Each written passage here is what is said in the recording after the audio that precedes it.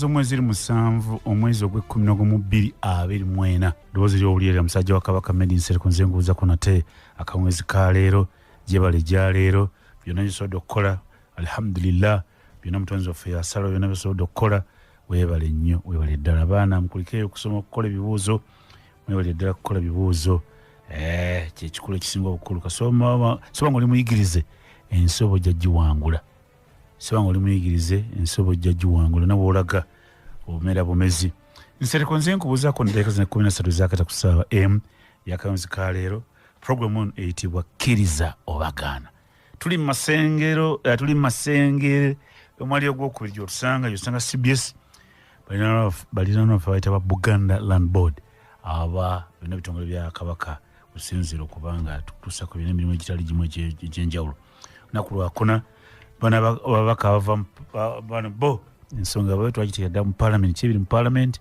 era batutunuulidde abaka basobodde okujja abakulu abalala tebannatuuka Kampala gye tuli mpuliriza waliwo emigutuko mungi kye tuyita jam emmotoka nnyingi abamu tebannatuuka naye omu atuuse omusajja omu asobola okulya enkoko ye kati tugenda n'omusajja mukulu ono aliwo atula ensonga zonna bali bajja tusanga we banaatusangira eyakatuuka ye mwogezi w'ababaka ba parliament abali mu NRM yena simula ye Brandon Kintu Alex ayambadde essaati ya kyenvu yenna ntisazimula ya kyenvu ekibiina kimuli mu mutima naye waliwo ekibiina kifaananga NRM kiri kyo kyakufuga emyaka 58 kyakkiriza nti baakiwangudde simanyi wano Brandon oba ekyo mukiwulira muti ekyo wena muyigira ku aba Botswana naye Brandon wali ensonga muleese endala abakulu bajja tusanga ne ku Brandon nsaba mukkirize atule ku salamu Brandon museza nnyo mwenna abatuuliriza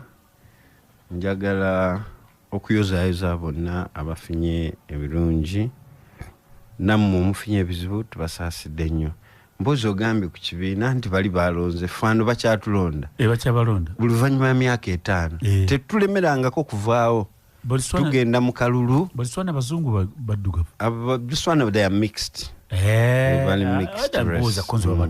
abaddugavu tebasobola konza abaddugavu abo bonga bakula bulala wane Kenya nabo baddugavu ebakyusa ate ba myaka 5-10 bali bafugidde emyaka juzi bali bafugidde emyaka 5-8 oli yesimanga Kyagulanyi eri abawangudde nti kali tukkiriza kasita batulonda out mukalulu akajja nga tupaaki nga tugenda tutuula nga tuwagira government eddako kino bantu olongobera mu opposition tulirabanga tutuuseeyo mmwe bantu bebalonda bantu bebatulonda bebatulemezaawo kyokka oluvannyuma myaka 5 batulonde out nga tugenda nja kunoonya dombo ono wa Brandon wawulidde bagigirako ki Botswana wawulidde acceptance speech ya Harris n'agamba nti we shall facilitate President Trump elect with the team for peaceful transition naffe ekyo tulikikola we will facilitate a transition a peaceful mweki abasibye bantu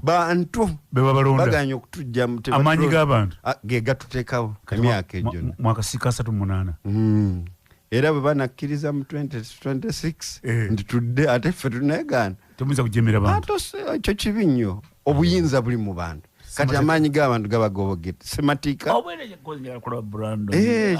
yeyo ensonga yokka semujono banajja alibadde abaana Uganda myaka 5 baga nti batuwangudde babalonze out kwanza bano babazungu ensi eri ku lukalu lwa Africa Botswana eri ku lukalu lwa Africa namukulembeze wawe muddugavu ku lukalu lwa Africa baddugavu era tuli mu continent emu kakati amaanyi gaabwe gaga nti leero bano mutuusaavinzeko mumala kakati kyekyo tulina mu Uganda kubanga ffe tetwesibangako ku bantu tuteekawo akalulu abaana ne batukubako amanya ngogere bulungi Brandon geego genyini gawe ate taito wankoze bulungi maya bampita mbu omwogezi wa kabondo omwogezi w'abaka ba NRM parliament ya Uganda gwe tulina yebala bajja tusanga mpuliriza ensonga Brandon honorable enjovu bwefa ate tobikakamyo enjovu bwefa tobikakamyo nti kekafudde kati enjovu yadde teeka lya mwanyi era tukyatembeetereyo kutwe omwenti kyebayita kutwe Kyabaita kotu bakulusebenju mukirina wamwe tukirina olusebenju ya mulita mutya oyinza okukikyusamu nti olusebendu kati nja tukiteko mpola tulabe enjovu yafudde tuyinza kubika ki tubika kamyu na kino ekinene ekyemmwanyi Brandon gwakulira akulira abaka parliament president mwamusinkana wano tuga nti kyayita dda kitwakimala nengamba Joyce bagala koza omusajja omulidde kintu bakimala mugenda kikola mutya era twali wano Joyce naga nti bagala nti tugenda kulwana era okulwana wakulabye bamalidde mu kuzira ate abamu abawaga nze saabalabye kubanga parliament yatudde essaawa 4 ffe 2 twabadde tuli karibu nga tutudde plan maze gikuba tewali plani tulinze etteeka lijje tuli kubaganyeko ebirowoozo lyayise era etteeka twaliyisiza ate tetwaliyisiza ffeffeka ab'NRM omuntu alimegamba opposition yafulumyemu opposition si national unity platform yokka twabaddemu n'aba FDC ne Ssenkaggale bwe mumuyita ow'ekibiina kya FDC nandala mafaabi yabaddemu era yacontributinze ne clauses ezimu ng'agamba akakawaayiro tutugire bwe tuti ne babuza kyama kya personal committee NRM yokasi yayisiza nabala babaddemu aba FDC UPC president general wa Jema omubaka PPP babaddemu kakati lya ekitongole kyazzeeyo mu kitongole ky'ebyobulimi agriculture kati mwe aba gavumenti mwakiyisiza eggwanga lyagala kumanya gavumenti kikyegenda okukola okwongera ku UDC ebibadde ekola okusookera ddala okuzzaayo ebitongole bino si kitongole kyokka ekya UCDA byali bitongole ebiwerako era ne tukkirizaganya nga baleese rationalization eno gatta ebitongole medi tebyatandise jjo oba wiiki eyo emyaka 5 emabega era balondawo olukiiko olwaliko abantu abannabyabufuzi abannaddiini bonna okukola consultations Uganda eno yonna naye gavumenti yalwawo okussa ekintu kino mu nkola kakati wano tubadde tuwulira oluyimba tujja ne batugamba badibudde ssente badibudde ensimbi ate ng'ekyo kyekimu nti twalina ebitongole nga bikola emirimu gyegimu ng'egya ministries ne tugamba katuze ebitongole bino tukendeezeeko ku nsansanya y'ensimbi y'omusolo kaga njagenda direct naye mbadde njagala kuwaka background ako nti kino tekitandise jjo balwawo buli kukimplementinga Katonda n'ayamba nti kizze mu parliament yaffe lwaki ebitongole bino bizibwayo nga ate bizze mu parliament kubanga oli omajja agamba ani yabireeta byonna ebitongole byaliwo ne act ya parliament so n'okujja oteekwa kuddayo mu parliament naye ekitongole kino ekyemmwanyi gavumenti ya NRM yayagala okuyambibwa mu kutumbula n'okwasaganyiza emirimu gy'ekitongole ky'emmwanyi ekirime eky'emmwanyi ne bagamba akatuteekewo ekitongole kino kubanga jjukira Coffee Marketing Board yali nayo yeri tuyagenda waliwo unions n'association ez'abantu abalima emmwanyi mu bitundu ebyo nga mwe mubimanyi Bukomansimbi wa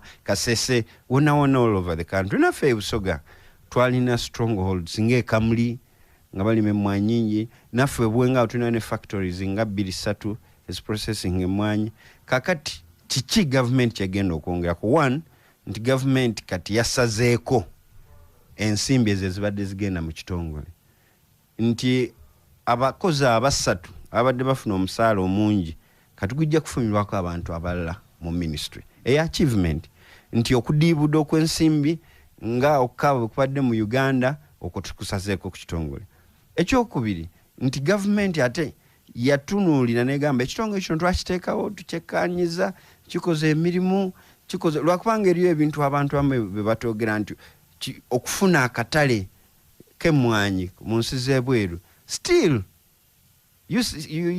government mu ministry ya agriculture ebadde kuwa certificate yeyo so ngolaba emirimu gyegimu UCDA bwe begabye okuwa ne ministry y'ebyokulima ejjega ntugamba akati bajja wamu obukugu buli obwazimbibwa ekitongole kino ekyateebwawo government buyingire mu ministry naye achievement nti gwe kakati saawa zino Medi bwe bakutwala ku focus in Africa ebungereza tugamba nti CBS obwakabaka bwakola ki omulimu kakati omusajja agenzewa Focus on Africa. BBC Shepherd's Bush.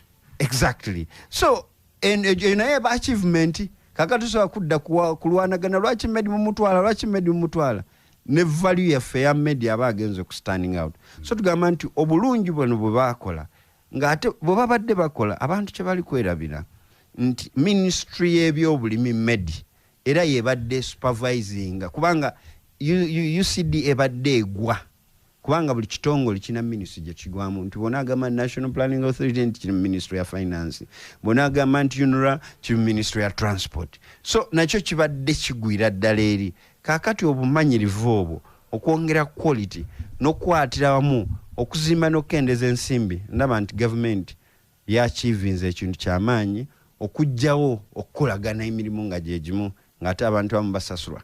Juzi twakafuna report okwosolwa jjo eya equal opportunity.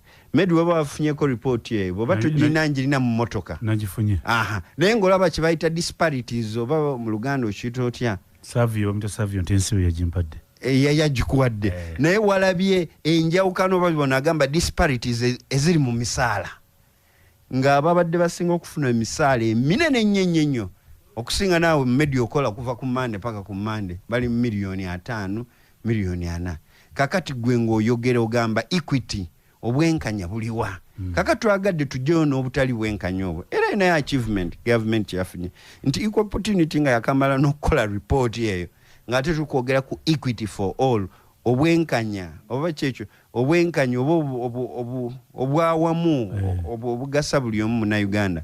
So ekyo nakyo twachivinze nga government naye bodda mu crop tulina ekitongole kyaffe ekya Operation Wealth Creation tulina parish development model.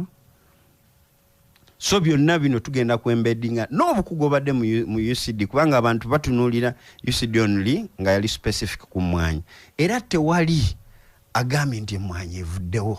Emmwanyi kyaliwo emmwanyi we era nze singa kibadde kisoboka nti amateeka gaali ganzikiza okukola private members bill nandigambye nti Medi bwe tujjeewo nga tulina ndokwa 10 mu nnimiro oba emabega y'ennyumba yo tukusibe emmwanyi abantu balime emmwanyi era tewali akyasinze mu Uganda muno kwatiikiriza kati ng'oggyeko nti obwakabaka kabaka yatukubiriza ayongeddeko eddoboozi ery'amaanyi ye President Museveni. Nkyali n'omwogezi w'ababaka ba Parliament abaludira NRM Brandon Alex Kintu abaletana kutuka tugajjamu atukute naye tujja kozi mujja tusanga tumaliriza naye ensonga kityaliko emmwanyi.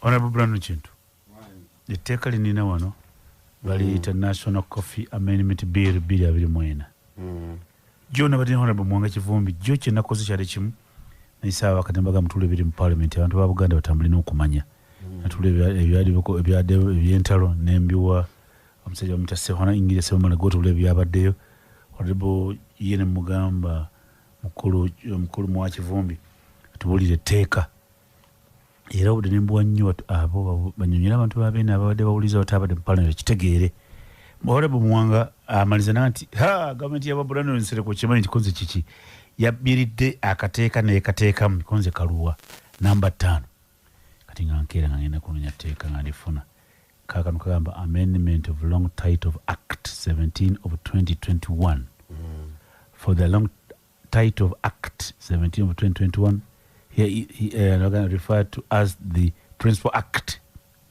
Sijagina mwanya kwa bantu bawuli waso n'agamba the act to abolish the Coffee Development Authority to transfer the function of Coffee Development Authority ebinanijanga binyonyola wano wansi wenda biwenzadde kalamu kaaka n'agamba nti Mwanga yadde akogerako gyokoza nnyo Mwanga ayinza okuba Mwanga ono ebintu binayenga inayo byabiji bakabye batya nginokola nga nkalaba wano agamba the ministry responsible for agriculture to regulate all on-farm and off-farm activities in the coffee value chain.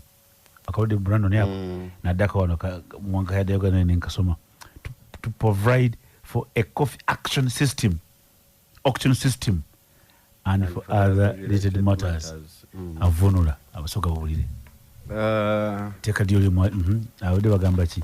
First of all, twabadde tutereze etteeka lino lyakolebwa mu 2021 nga bw'olabye nga etteeka litandika okunyonyolwa. Era lino etteeka twabadde tuli kuterezaamu lyaliwo dda etteeka libaddewo era ne kano ke bagamba auction ndowooza mu 90 awo nga tukyali wali mu coffee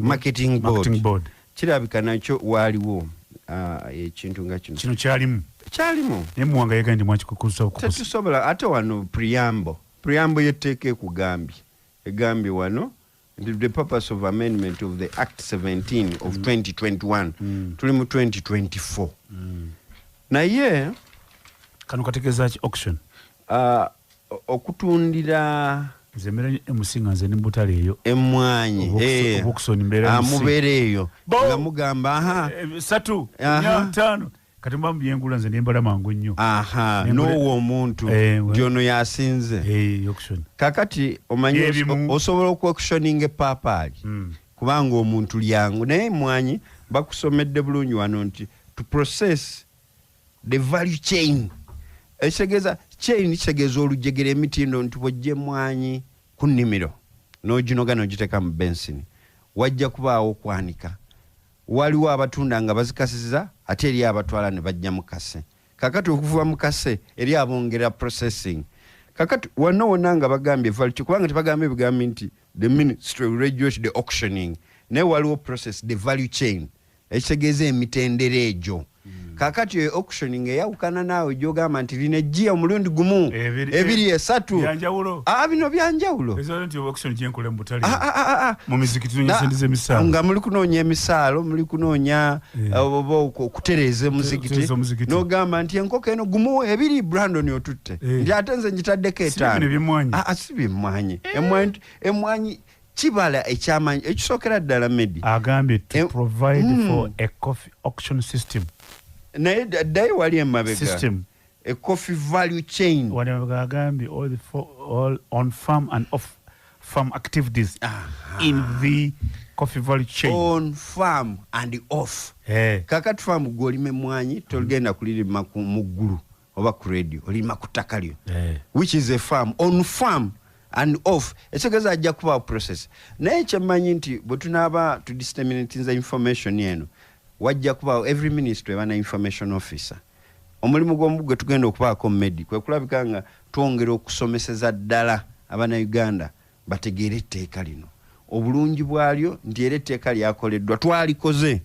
nga bannaffe abamu batuvuddeko olw'obulungi oba okutumbula Brandon kati kino kyoba teekako nnyo amaanyi auction system kiki ekyo kitegeeza ki omanyi kati bw'oba otunda buli omu aba ne style bw'oba otunda ebintu buli omu aba ne style full stop kati ani agenda okutunda kakati wano emwanyi bw'oba otunda anti okutunda nako kulimu ebiwago nze nyinza okukuguza okuva ku nnimiro ne wabaawo omulala ajja okugula enkalu eriyo ezo ze bateeka mu kuti oli nakubamu ekisaala abe nti bubbini bulungi eriyo agula kase oyo kase nga bajjeeko ebikuta so kakati zonna process bwesuubira nti mu processes ezo ndowooza ekigambo kino luyinza okuba oluzungu olwetaagibwa okunnyonnyolwa kubanga sikiwanga gavumenti eyinza okukola etteeka nga lino nga teri in favor of people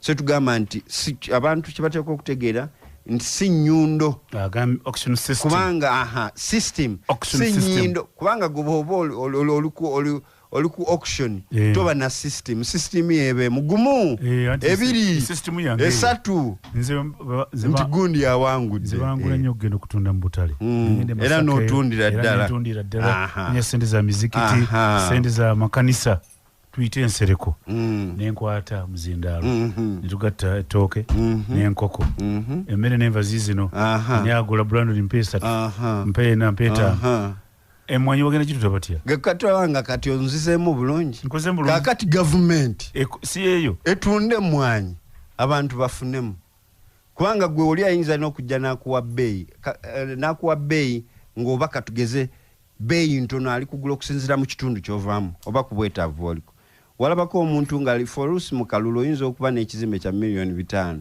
nga ndi ku pressure neza ne kugamba Medi njagala bina no ngamba nkuwa 2 ne ngamba yongerako boga nkuwa 2,800 ngamba mpa sente kaka twagala okulaba nti obugubi obwo obubeerawo abantu abalimi ogenda mu katale leka government eteekewo system nga gwe bwolina system anti government tujja kufunawo ba agents n'abantu abalala kubanga government bane departments tubabamu ba coffee analysts mubamu the marketing muteko kuba mu department eri in charge of that so kijja kuwawulaka abalimi okulaba nti nga gwe Medi bwe bakugula n'ogenda n'otunda amagi n'ogamalawo muzigiti kaka nawo twagala ekirime ky'emmwanyi kitundibwe ku standard kubanga bujja kuba na buvunaanyizibwa bwa government okulabika nti tubajja kuba ba agent abagenda okutunda emmwanyi bajja kubaawo definitely nga ba government anti bize mu ministry yes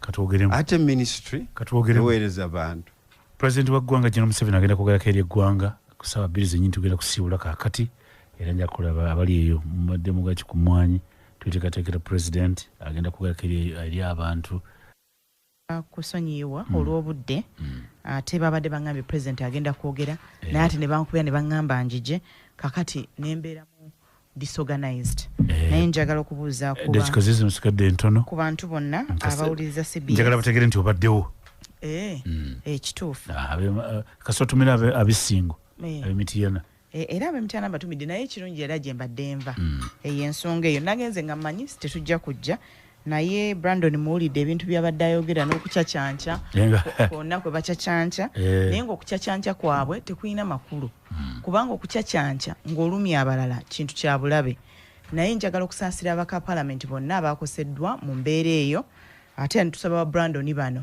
babeere babuvunaanyizibwa eri Uganda ku biki ebyakoleddwa manyi nti ba Brandon bacacyanca ng'era bw'ayogera baamaliriza baakoze obuvunaanyizibwa bwabwe si kiwante ekimu ku buvunaanyizibwa bwe NRM kwe kutulugunya bannayuganda omuli n'abaka ba palamenti kati Medi nze nabadde wali wennyini nga bajjako amataala n'abantu abayingidde nabalabi bonna nga bali mu rea tolina gw'oyinza ga nti ono wa poliisi wa magye wa prisons era bwe nabadde nkwata bu video essimu yange ne bakola ki ne bajinjijjako incidentally bwe batuwala Naluyima bagimudiza tebategedde nti yange so kakati ebikolwa ebyo bibi ebbago ly'emmwanyi mu mbeera eyo ndoza kye kisinga obubi naye kirungi era nabo kyabalaze nti wadde baliyisizza nga bannayuganda tebaagadde toyanze kale waliko ebweru katono wano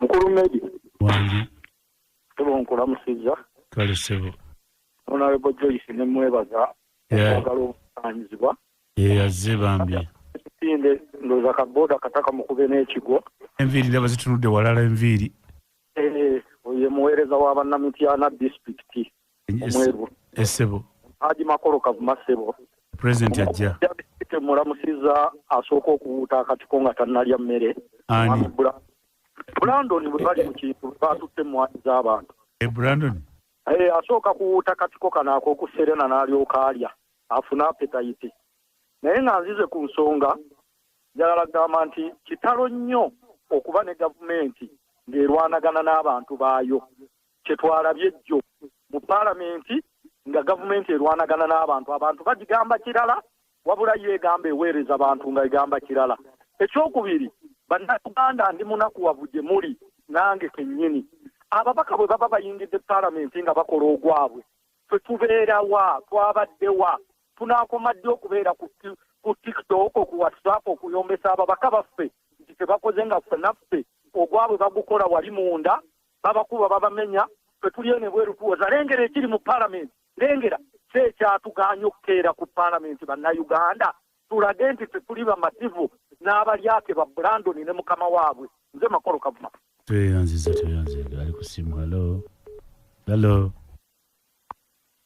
Medi wangi wabali kutuweereza munnaye kale sebo amanya mutima gwa ggwanga mulindwa David agamba ki siina tabu Medi weetuli kusa ensonga yo ku mmwanyi abakulu nsanyusa bawuliza newawadde bannaffe abamu basanyukira ebika bya bannayuganda amaziga ekyamazima olunaku lw'eggulo neebaza ababaka bonna abasazeewo okuyimirirawo okulwa abantu kino ababaka mwakikoze tuyinza okuba nti kyemwakoze tetwasoboddawo okulwegattako ngaffe abantu ba bulijjo naye naffe tulina sekitaaffe gye tulina okuzanya saidi ki gye twalaye enyigiriza oludda lw'abantu tetulina okukendeeza omuwendo gw'ababaka bali mu paalamenti naddala abo ab'emaalemu abatasobola okuwuliriza eddoboozi lya bannayuganda bitali munagamba nti ono tebava okusaidiya bannayuganda katuyimirire eno ku gulawundi buli amajja agajjaina nga zidde ku kikali kye tutategeera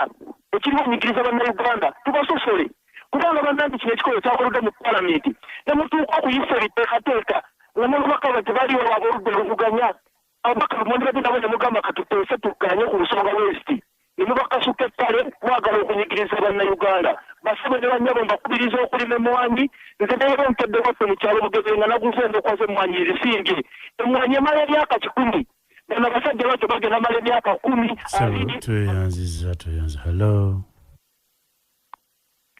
Halo. Wanji. Webale tuweereza mukulu Medi. Kale sebo. Ono abeera gawunya sinzidde Busega. Gawunya oliddewa. Ndi wano Busega sebo ku laawundi. Ekyo ogamba. Nga ndi nzaalwa y'Ekalamba Mubende. Lano ne wali ne baagala. Era mbawulidde. Naye tulina ennaku ey'amaanyi. Era tuli maziga n'emiranga. Gwe nani? Nze nganze ne famire yange n'abantu ababadde tebakkiriza kugatta kitongole eky'emmwanyi. Lwa nsonga emmwanyi ekitongole kyonna buli w'okigatta obunafu buba buyitirivu nnyo kubanga gavumenti eno eya Uganda terumirirwa munnayuganda kufunamu ssente mu nsawo. Buli kintu ekivaamu essente ne batuuka okulaba nga bakinyigiriza bannayuganda babeere nga tuli mu kaaba nga tukaaba naye abannayuganda tuyongere okulima emmwanyi buli kimu. Hello. Sebo we bali kuweereza bwana Medi. Kale sebo. Abakulu mbalamusiza. Joyce yakatuuka bambi. Joyce yakatuuka omanyi ndowooza kajja mu kabadde kamukutte. Tenga general agenda kwogera. Nkulamusiza mwenye naze Joyce baagala munnamityano w'ensonga nkulamusiza sebo. Bannamityana baafuna golodi. Amanya Rastamani bwayise mulakimu mbamweni yupi kyagulanye senta mu ye mukulembeze. Brandon engeri gyeri nkola ya Buganda munnaye nawe nkulamusiza nete mulamusika. Naye ekisookera ddala bwana Medi ensonga y'emmwanyi ngaffe bannayuganda etteeka lyayise naye lyayise mu mpisa ya mankwetu kubanga w'osooka n'otaayiza ababaka abamu n'obakuba n'obamenya emigongo n'obafulumya paalamenti basamye mu malende be n'okomawo n'oyisa ekikyo kiba kitegeeza nti wategedde nti singa bagenda banaabeerawo wajja kubeerawo okulya n'okukomba essowaani naye emmwanyi olwaleero bannayuganda ffe twakitegedde nti gavumenti eno teyagalangako munnayuganda okubeeramu nakasente mu nsawo tosobola kuŋŋamba ekitongole bwana Medi nga maliriza ng'ekya agriculture ewo obanga ebyobulimi bigenze bidda mabega tunulire ekiri ku nnyanja abavubi abo bakaaba ekitongole ekyo kubanga gye kibadde kibikwasaganya ebyokuvuba naye ogenda ku nnyanja emboka etokota ennuuni omuvubi okujja obujja ennuuni mu nfuuta ezo mbooko kakati ompa insurance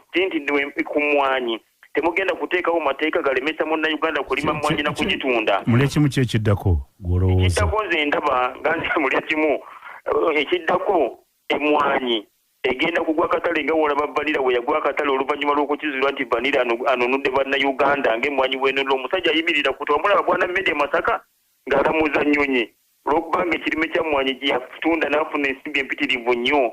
So tusaba ababaka ab'ensonga naffe bannayuganda twegattire wamu wadde etteeka lyayise tulwane okulaba nga at least ebbeeyi y'emmwanyi yeesigala ng'eri waggulu. Mulya kimu toyanza. Hello.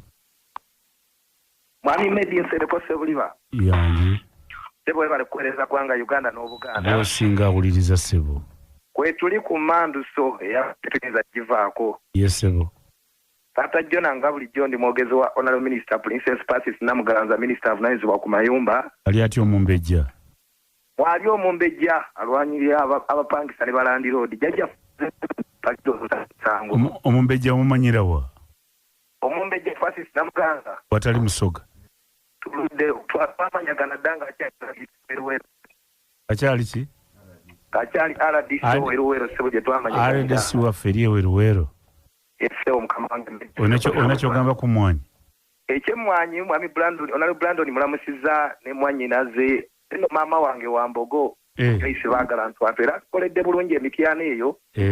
Tetwejjusangako n'akamu naye ekyemwanyi bannayuganda mbakubiza tulime emmwanyi medi tukulidde ku mmwanyi era ekyannaku nnyo nze nvumirira ekikola ekyakoleddwa abaka baffe ne babakuba ne babamenya emigongo kubanga abaka tubasindika mu paalamenti okuteeseza eggwanga Uganda mwami medi naye mu paalamenti bwewambibwa abaka ne bakubibwa tubadde tumanyi bagenda kulwanyisa bwongo wali kyetwabadde tulindiridde lwakuba nawuliddemu okwennyamira medi nsereko tulaba entalo nga Ukraine eziri Rationalizing Kene bwe babattamu abajasi musigala ku front paka ku mujasa asembayo wadde bannaffe babadde bakubiddwa emigongo babamenye abaka baffe mwandisigaddemu ne mulwanyisa obuwaayiro obumu obunyigiriza omulimi kubanga ffe omulimi kyetufa emmwenye ebere ku bbeeyi oba UCDA weeri oba teriwo ffe kasaaka mwanyi nga ku ssente eziwera naye kasaaka mwanyi kaffe kanaagwa akatale yajja nkuwagira naye manya nti Buganda oba ogenze mbagaliza bimunjagaliza. Amine nene. Hello.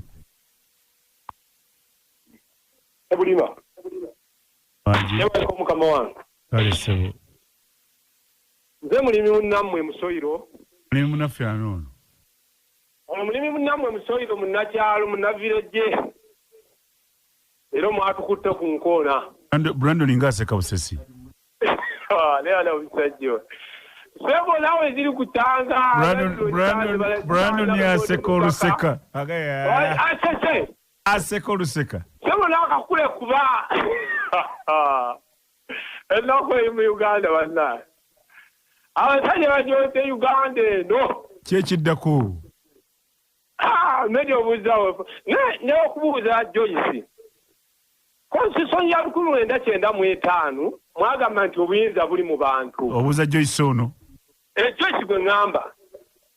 Constitution eragira kisinga bannayuganda babeerawo okusika omuguwa okwenkanidde wano kubanga ffe nga bannansi mwatulese bba akalulu k'ekikungo kakola ddi eri mu nnansi kyenera okuluŋŋanyizibwamu nti singa wabeerawo eggoye eryenkanidde wano tuteekeddwa okugenda mu kalulu ak'ekikungo oba kabeeta referendum tugenda mu ddi kubanga nze ndaba nga ekiseera kino nga kyetwaddemu kino ekiroba nkirera kiyoolankoto nti lwaki twagenze mu kalulu ka referendum teeka kyawo liteeka okukwata tulabe nga tusobola okununula emwanyi yaffe nti bannansi waliwo okusika omuguwa eri abali mu siga eri waggulu naffe bannansi katubeewo okusalawo kwaffe bakubiriza ku muntu owansi nze musolo waabwe wekyannamukakalima akamwanyi ke ne bannange embeera eno si nnungi nga tugenda mu kalulu akajja Joyce kakuddemu Joyce nziramu eddakiika ziri 14 tuteekateeka kulaba pulezidenti w'eggwanga Uganda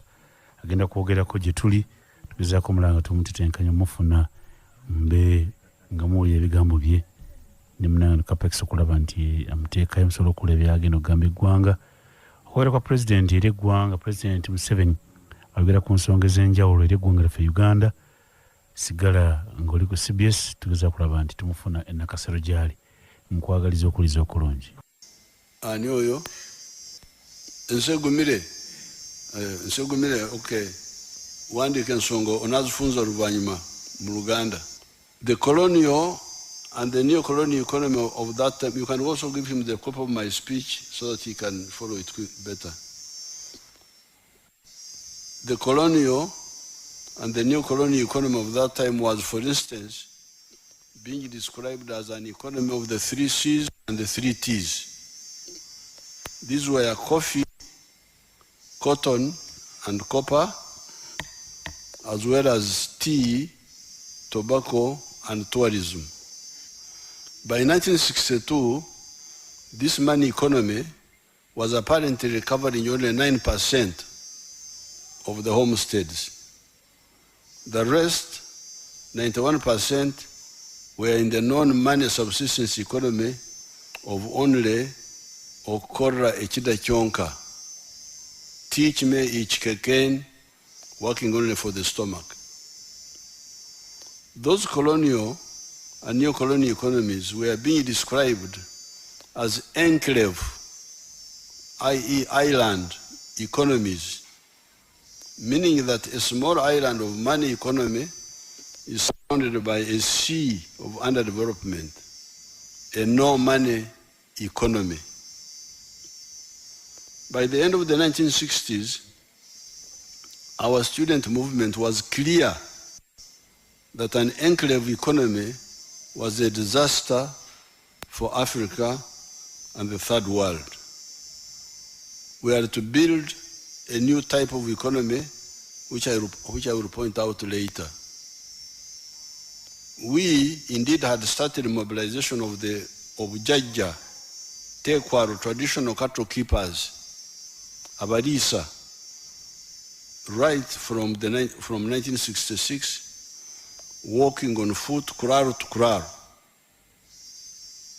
We had even tactically started working with the UPC to see whether we could implement part of our vision.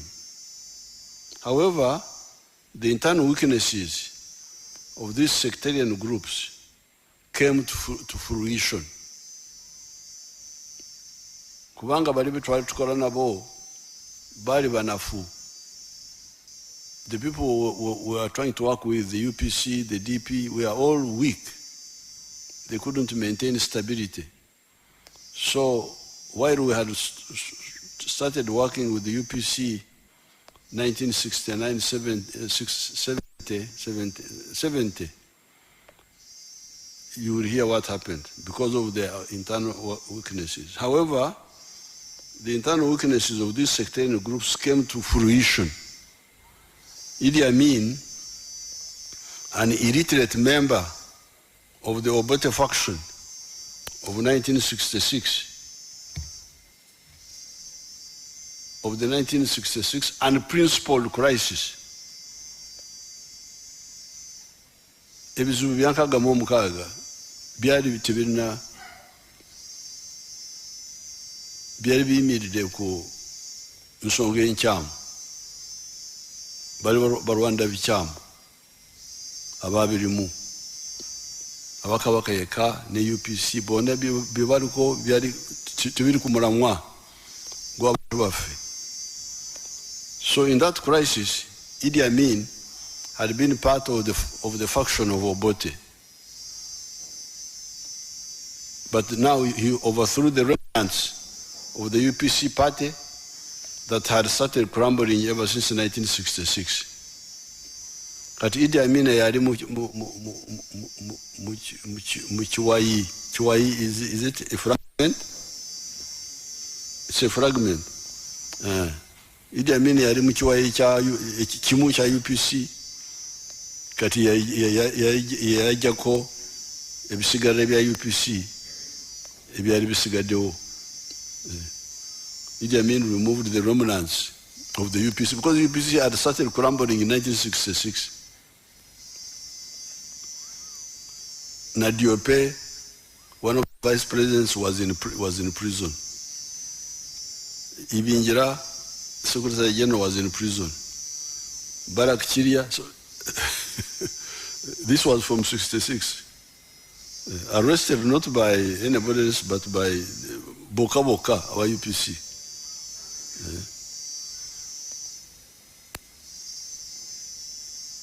Why Obote and the sectarian groups of the 1962 are mistake makers? UPC ne DP bali mu nsobi bakozesa amadini bakozesa amawanga naye tugezako okukola nabo. They were mistake makers.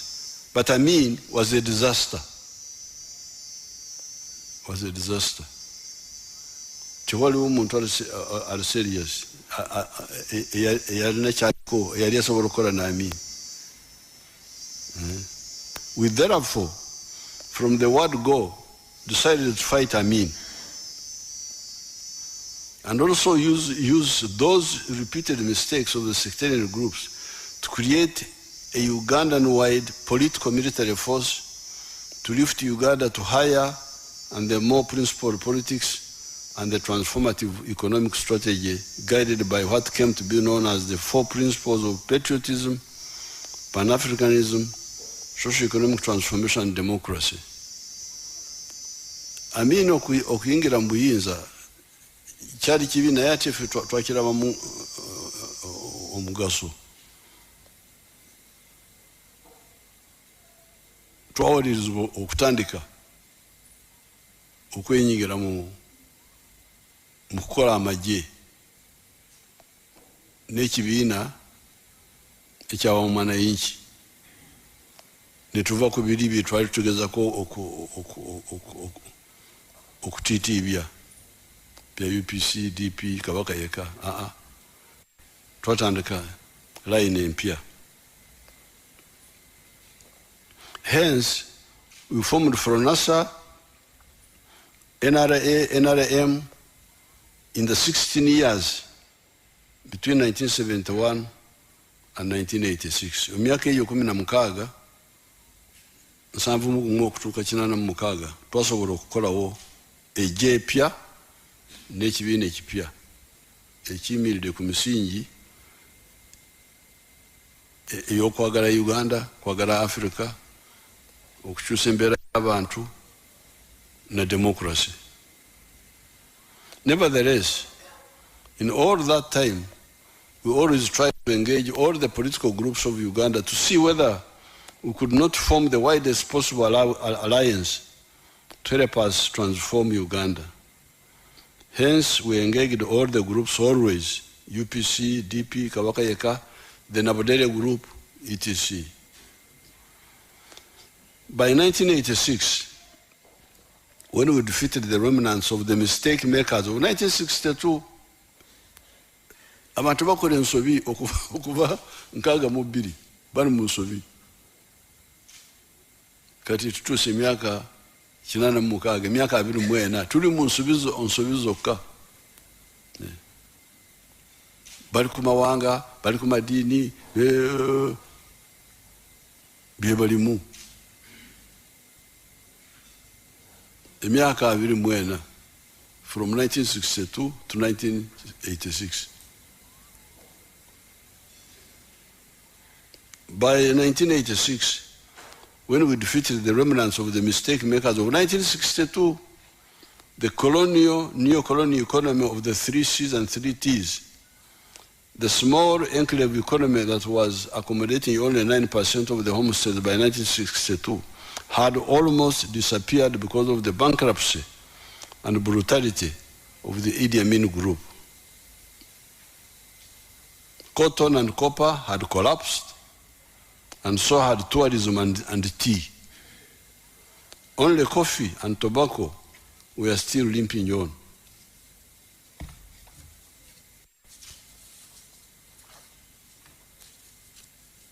Therefore, our mission was now twofold. Kati 86 na twalina ebintu bibiri ebinene ebyokukola.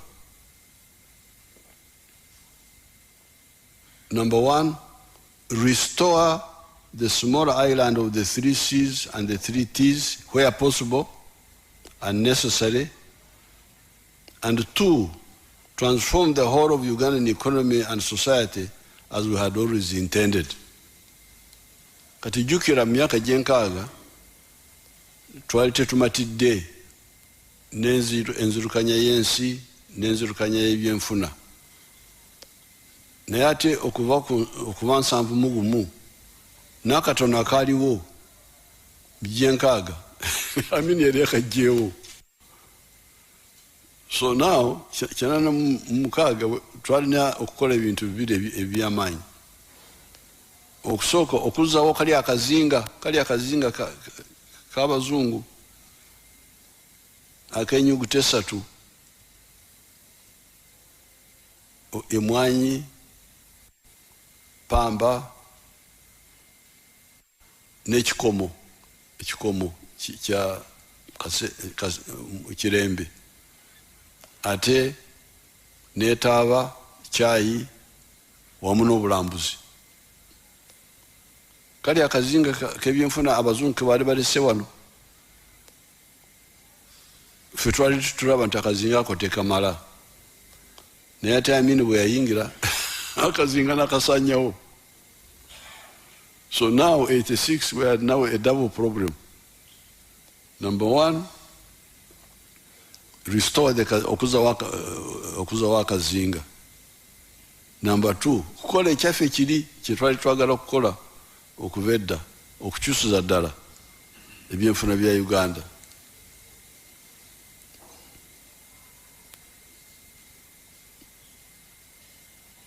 To put these two missions to the people of Uganda, okwagala okutegeeza abanyuganda ensonga zino ebbiri,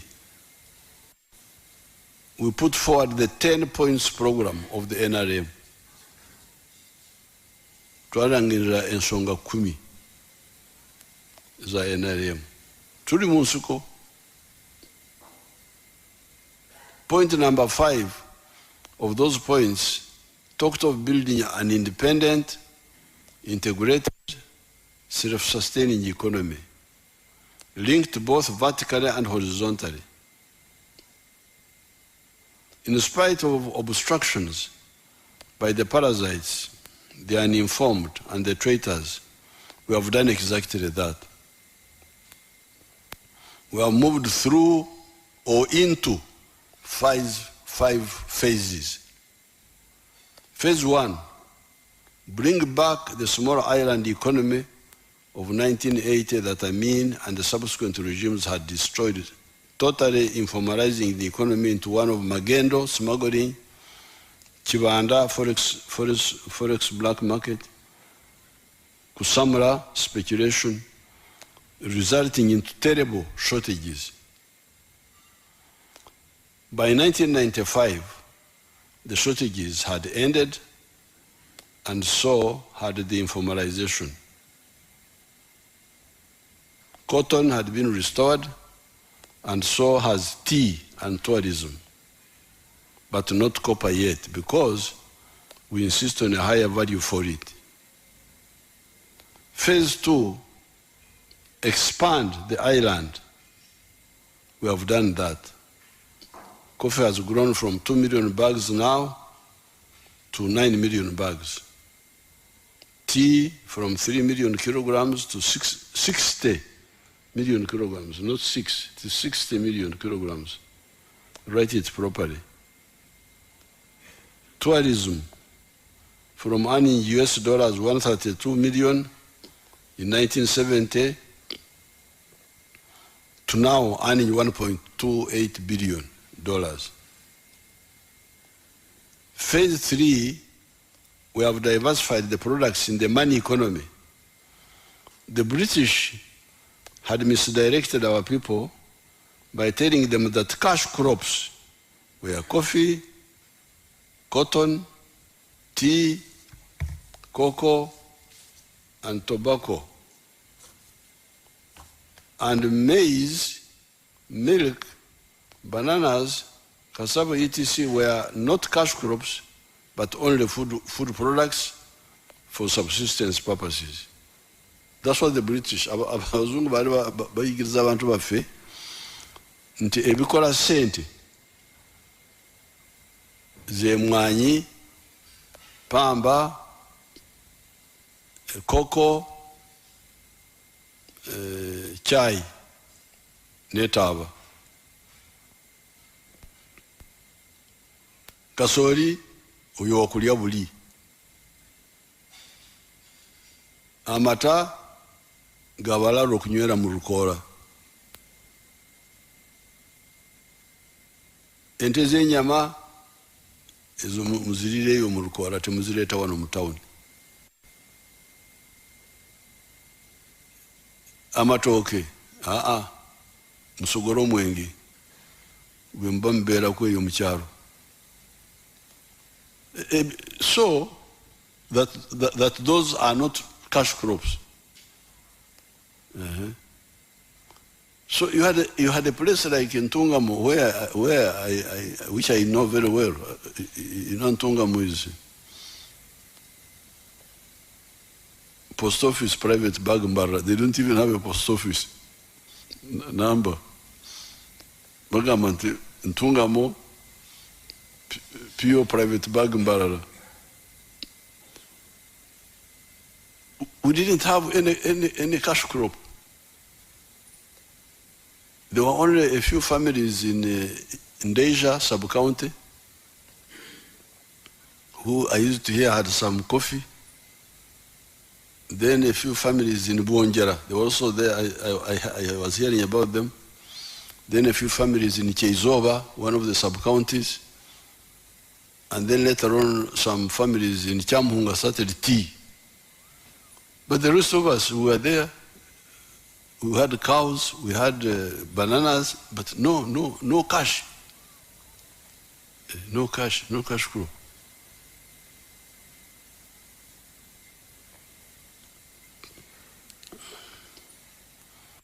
I rejected this logic. The basic human needs here, this is basic. The basic human needs are food, clothes, shelter, that is housing, locomotion, vehicles, medicine, utilities like electricity and services such as education and health. If you produce a product or a service for any of these purposes, it is potentially a cash product. All these are money. They are food, but also money.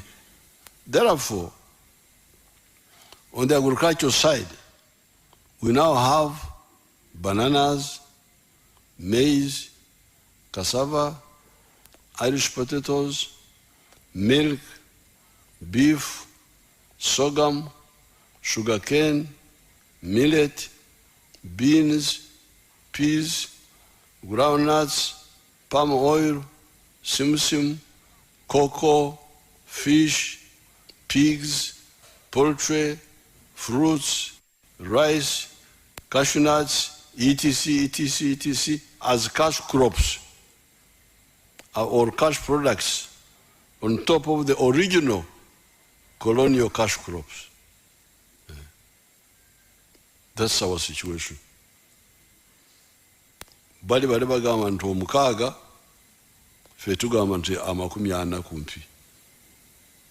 Byonna bikola sente. Bino byonna byemenya wano. Phase 4, we have been insisting on value addition.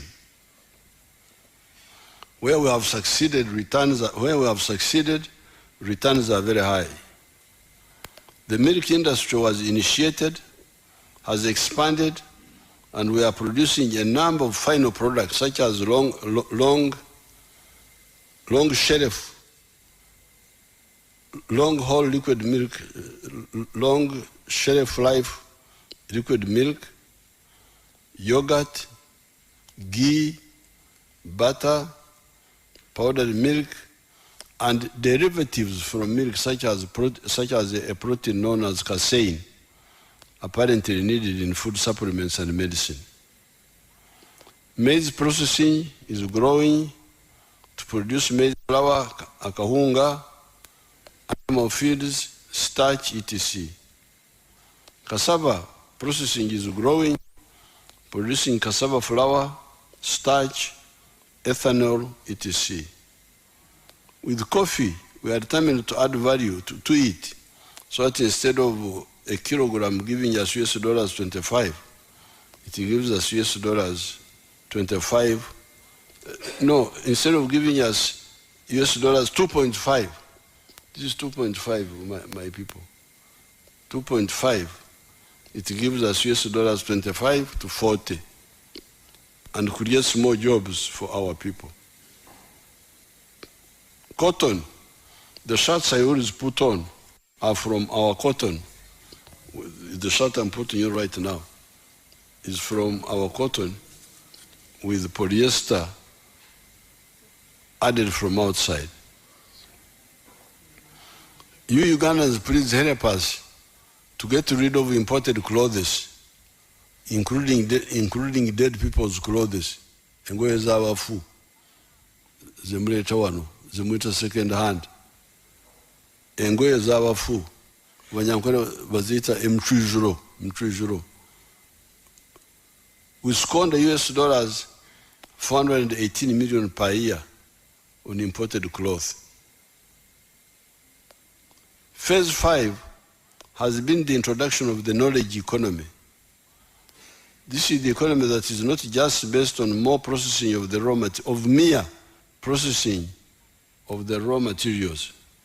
It involves the greater use of science and skills. This is where the automobiles industry is, the vaccines, the vaccine making, the assembling and manufacturing of computers and computer parts. That's where they come in. Our economy was US dollars 3.9 billion in 1986. It is now US dollars 55 billion. It has been growing at the rate of 6.3% per year for the last 38 years. We are now a lower middle income country with the GDP per capita of US dollars 1,154. Therefore, the groups that have been misinforming the public recently about the parasitic agencies that we are rationalizing, especially coffee, are a disgrace to the country. I even feel embarrassed to participate in the controversy. Mpura n'okuswala eggwanga lyonna okubeerawo boogala ku bitaliimu mwanyi.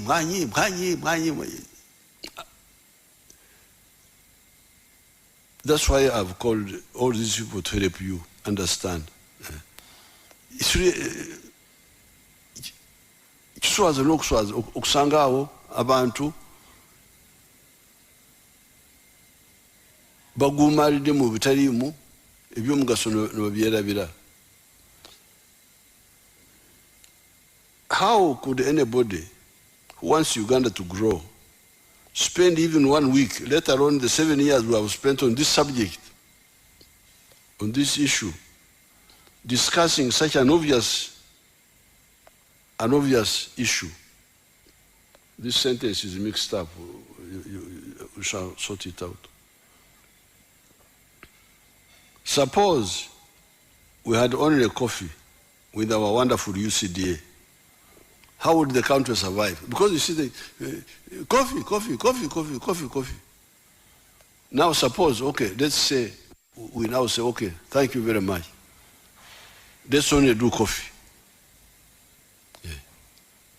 Kuanga UCDA, now another people are saying, coffee.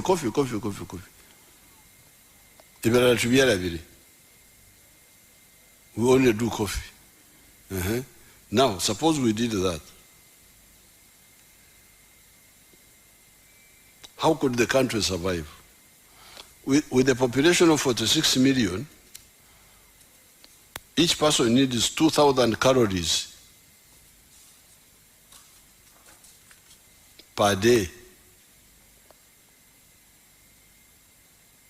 Kubanga abasayansi basobola okubala petrol yombiri gye gwetaaga peteroli in the form of calories, bazita calories mu luzungu,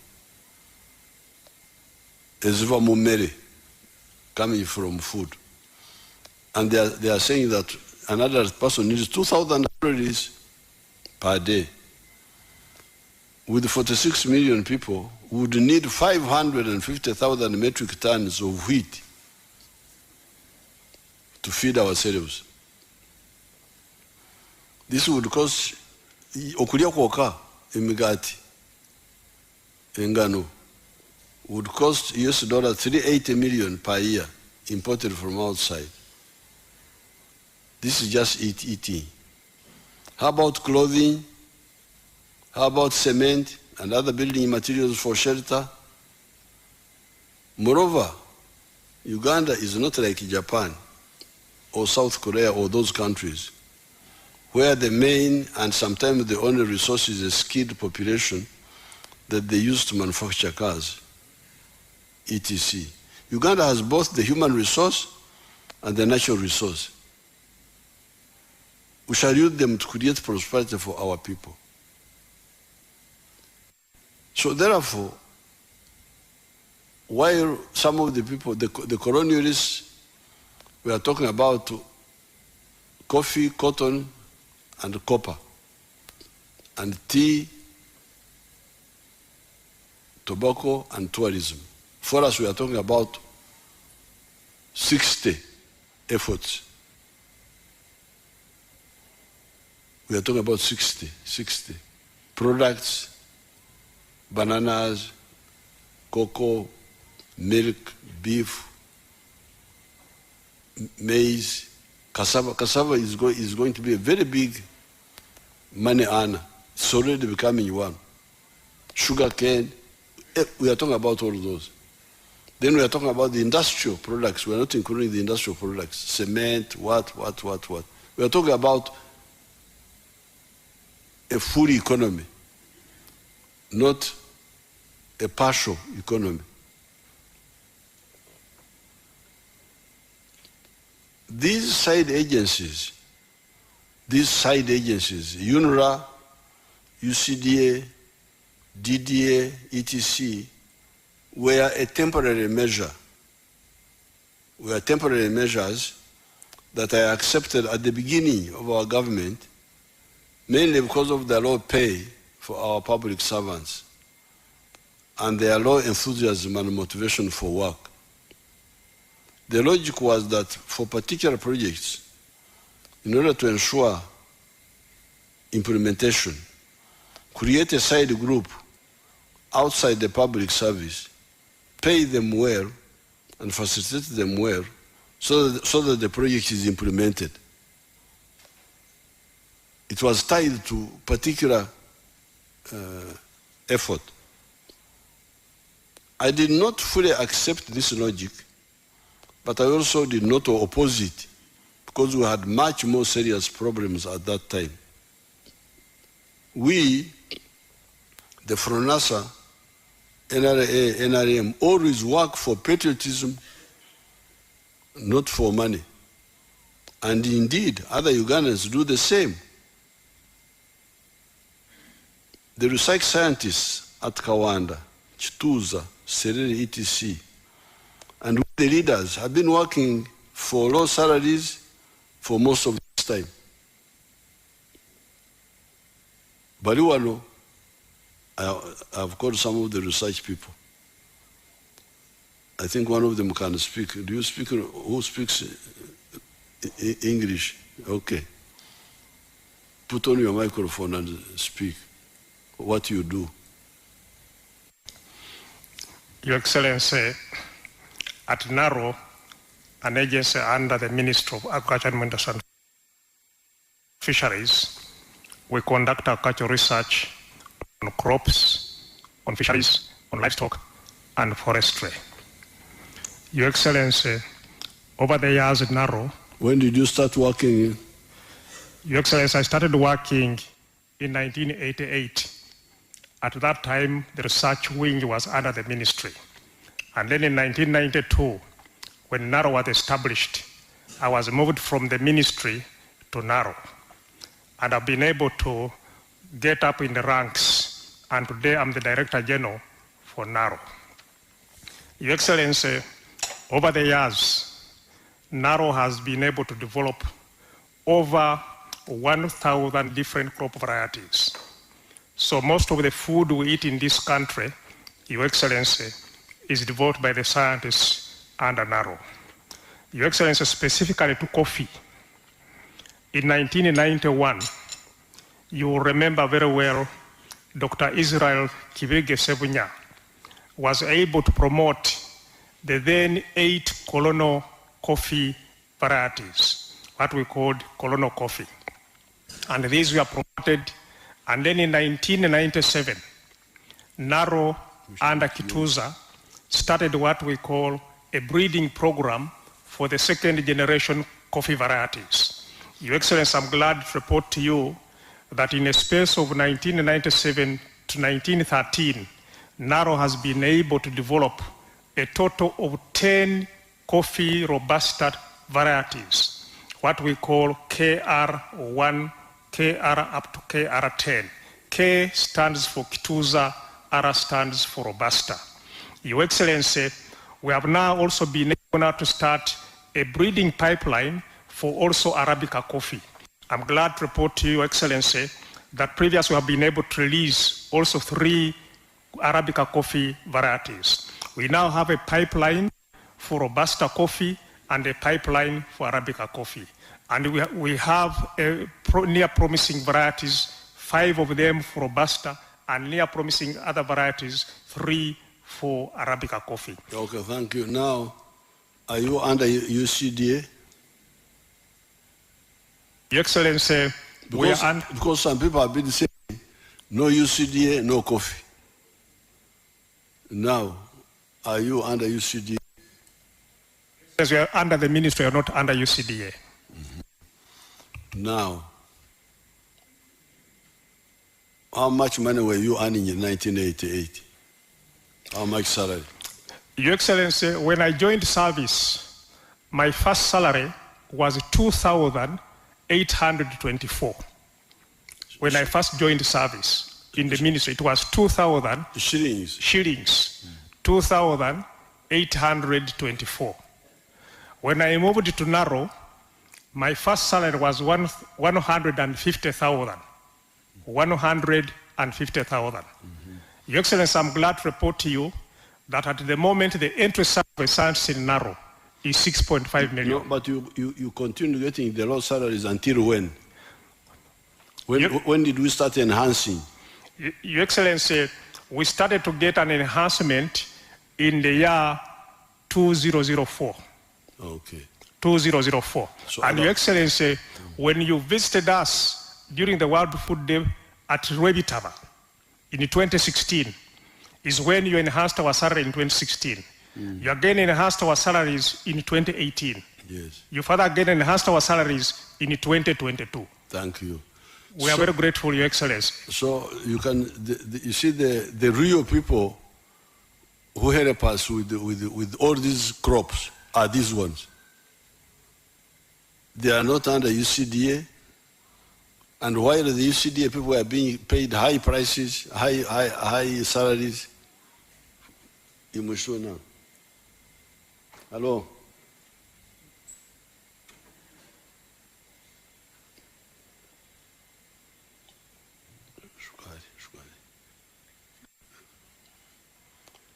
While the UCDA were getting high salaries, these people were getting low salaries. Like us, we the freedom fighters, we were not working for money, we were working for our country. So, therefore,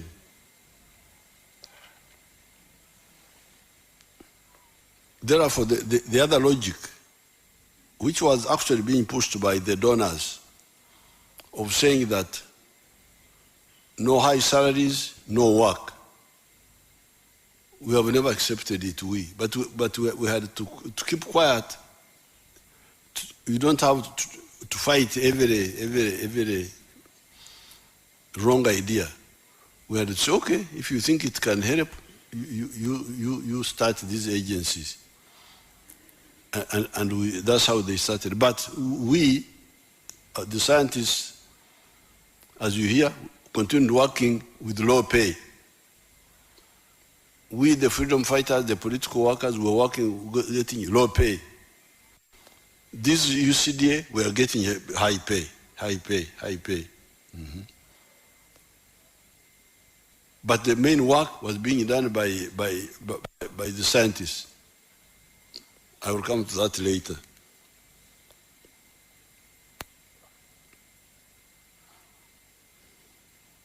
However, the research scientists have developed for us excellent banana, coffee, tea, cassava, beans, etc., seed materials, and we have promoted their widespread growing in the country in spite of getting low salaries. So, the people have done the work for, not only for coffee, for all the other crops. The scientists getting low pay, not under UCDA, And we, the reformers, you can call us the reformers, who want our people to get out of poverty, who now go and propagate and advise to preach the gospel of get out of poverty, do this, do that, do that.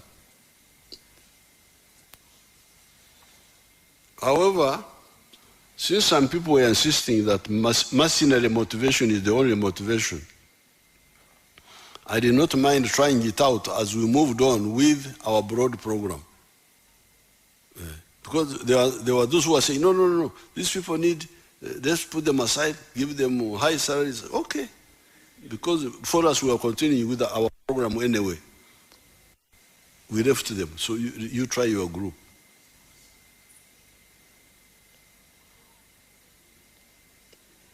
Those agencies, however, never performed well at all, in spite of the huge money we were spending on them. How do I know this? Regarding the DDA, regarding the diary, it was me who had to do all the work, starting with 1989, when I started in the Nyabshoz area. I've written about this in different documents. Regarding UCDA and NADS, I know that they were doing no work or little work, because in 2013, when I launched Operation Wealth Creation at Butarangwa, Nakaseke, a whole of 68% of the homesteads in Uganda were still in subsistence farming. Here with me are the witnesses that can inform the public about the no work or little work of UCDA and NADS. Now, when I was worried about the future of the country, that's when I started Operation Wealth Creation. I brought soldiers because the figures, the data, were showing that there was a majority of the people were outside the money economy, 68%. Kati abaserikale abali mu kaweefube abali wano muyinza kuwa obujulizi. Samba wali katandike ne Samba teekako omuzindaalo oyogere mu Luganda no muteekereko omuzindaalo.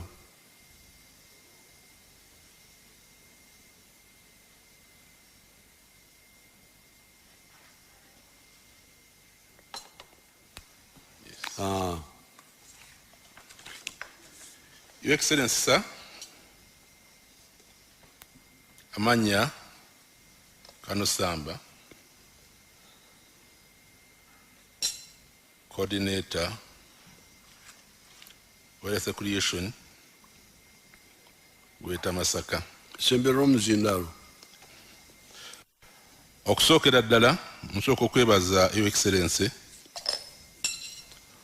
okuteekawo purogulaamu ey'okukulaakulanya bannayuganda. Your Excellency, watwapointingira okutandika okusomesa abantu okubajja mu bwavu naddala mu bintu eby'enjawulo ekisookera ddala okulima emmwanyi. Your Excellency, wetwajjukira nti bulungi wetwatandikira okutandika okugabira abantu emmwanyi n'okubasomesa ennima y'emmwanyi oluvannyuma lw'okutwala e Makerere ne batuwa emisomo, ekyo nakyo tukikwebaliza. Your Excellency, emmwanyi naddala emmwanyi ze twatandikirako okugaba twatandika 2013 mpaka 2019. TWINAMASIKO tulina districts 10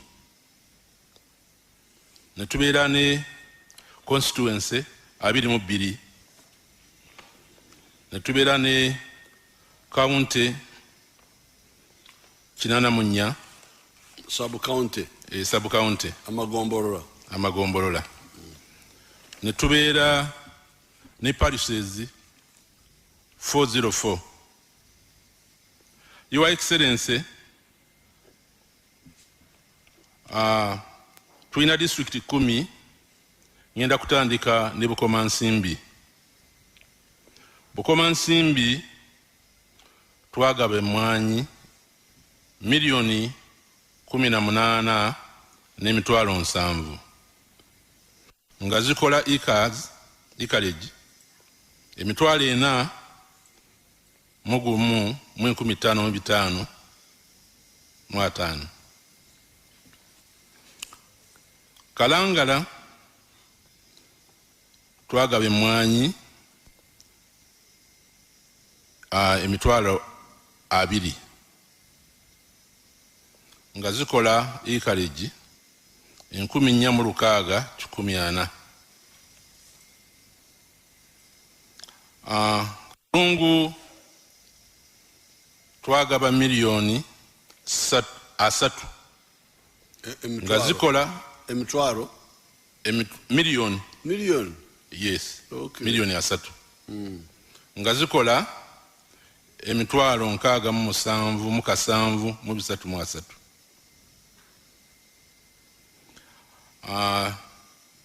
Kyotera twagaba emwanyi milioni 3,515 nga zikola acres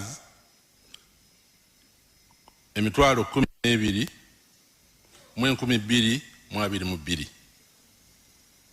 Lwengo district twagaba emitwalo milioni 3,3,243 nga zikola acres emitwalo 7,374. Lyantonde twagaba emitwalo 22,319 nga zikola acres 496. Masaka district twagaba millions 2 n'emitwalo 8,489 nga zikola acres emitwalo 4,633. Lakai twagaba emilioni 10 n'emitwalo 89 nga zikola acres 24 n'emitwalo 20. Sembabule twagaba millions 2 n'emitwalo 7,719 nga zikola acres 4 emitwalo 4,665. Zonna omugatte nga zikola acreage emitwalo 5 09 886. 500,000. Yes sir. 550. 509 509,000. Yes sir. Emitwalo 5 yaika. Okay, toto yonna ne ziba milioni 17 zetwagaba munya emitwalo 7. Kale samba kati mwati munatandika UCDA yali ekola ki kubanga nze okubatwalayo nali simatidde bya UCDA. Your Excellency, nzijukira bulungi nti okugenda okutandika programu eno UCDA yatandika mu mwaka 1999 1991 gy'emyaka 3 bwe twatandikira okugaba emmwanyi n'ebiseera ebyo watandikawo puroguramu ya UCD kulaakulanya abantu n'okubasomesa n'okulaba nti Uganda eyongera obungi ku mmwanyi ze tulina mu ggwanga. Naye emyaka egya 3 UCD yalemererwa okusomesa abantu n'okwongera obungi bw'emmwanyi okusinziira bwe twagisiŋŋaana kubanga twagenda okutandika okugaba emmwanyi. Zijjukira bulungi Uganda yali etunda emmwanyi miliyoni 3. Ekifaananyi kikulaga nti Uganda kati wetuuse we twatandikira okugaba emmwanyi n'okusomesa abantu. Operation Awareness Creation ekoze omulimu gw'amaanyi. Kale samba kati ani omulala yongerako Abiriga Abiriga onayegera engena kwogera Luganda afande. Abiriga onayegera Lugubaro engena kwogera Luganda afande. Ingonia mamuke afande mingoni. Yes sir. Afande neyanziza nnyo Ssabalwanyi wa Mirembe. Owekitiibwa Ssabalwanyi ngenda kusoma emmwanyi ze twagaba mu Greater Luweero district 3 Nakaseke, Luweero ne Nakasongola. Nakaseke district okuva mu 2013 okutuuka mu 2019 ate emyaka 2 twabuukamu olw'obulwadde bwa COVID waliwo 2021 ate 2022 n'owa chance ne tugabayo ku mmwanyi. Kati Nakaseke district yagaba emmwanyi miliyoni 10 emitwalo 54 mu 2,847 neereta ikazi emitwalo 2 mu 3,428 amaka agafuna emmwanyi ezo amaka mitwalo 2 mu 1,275. Tudda ku Luweero twagaba emmwanyi endokwa emitwalo 3 miliyoni 3 mu mitwalo 82 mu 6,893. Acreage ne tufuna acreage emitwalo 7 mu 722. Amaka emitwalo 6 mu 7 mu 313. Nakaseke Nakasongola yagaba miliyoni 2 emitwalo 49 mu 10,524 ge acreage 15,500 mu 36 era amaka 15,000 mu 128 wamu amagatte emmwanyi ze twagaba mu Greater Luweero twagaba emmwanyi obukadde 44 mu mitwalo 86 mu 1,264 acreage emitwalo 9 mu 9 mu 686 amaka emitwalo 9 mu 13 mu 716 owekitiibwa Ssabalwanyi w'abalwanyi. Kati zona omugate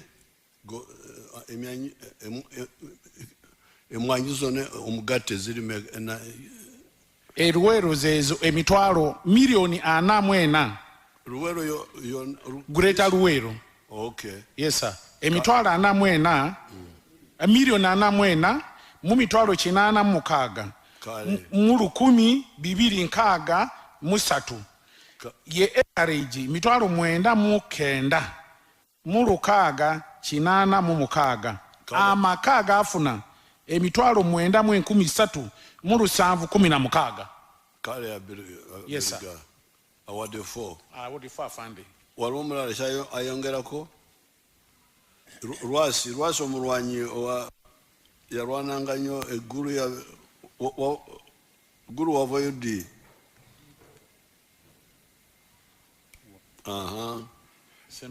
sembeze omuzindalo kakati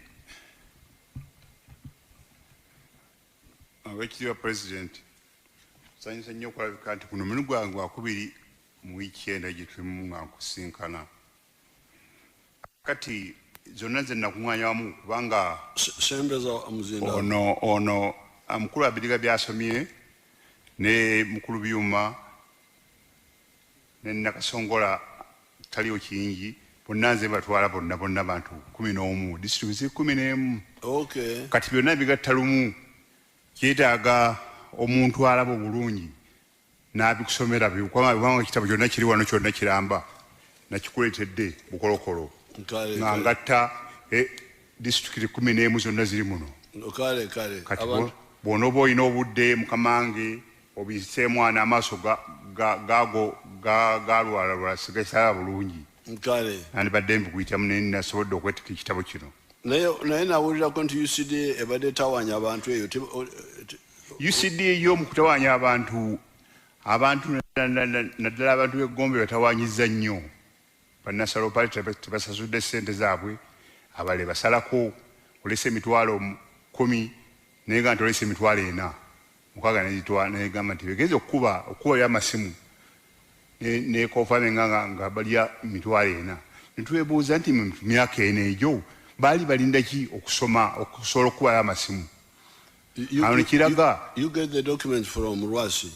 nekiraga nti agaba genda mu maaso nekiraga nti kyali kyakulyaza amaanya era bukumpanya bw'abakulu aba UCDA olya ssente ezo naye nga ddala mutuufu abantu baziwayo kubanga bakomanda bali ku ground nawe nyinyi balingako nga bagaba emmwanyi ezo ne basayini nkusaninga nti basayini baziweereza abantu abalimi naye ati kyansonyi okulabika nga baba munsasula balyaza amaanya obutali butuufu era mukamange singa omulimu ogwo obaddeyo nze manyi tebasabire munenzina negusabye nkugendere kugula nkuleeta lisiti yaba nasale operators bonna ababanja sente zaabwe nabikulete maaso go nga nzikuwandiikidde ng'ompadde obudde tugenda kulondoora ebyo byonna ne tusobola ababibwa kubanga nkiwuliddeko yesa gy'abantu bakaaba bantu badaaga kale Lwasi ani omulala yongerako byuma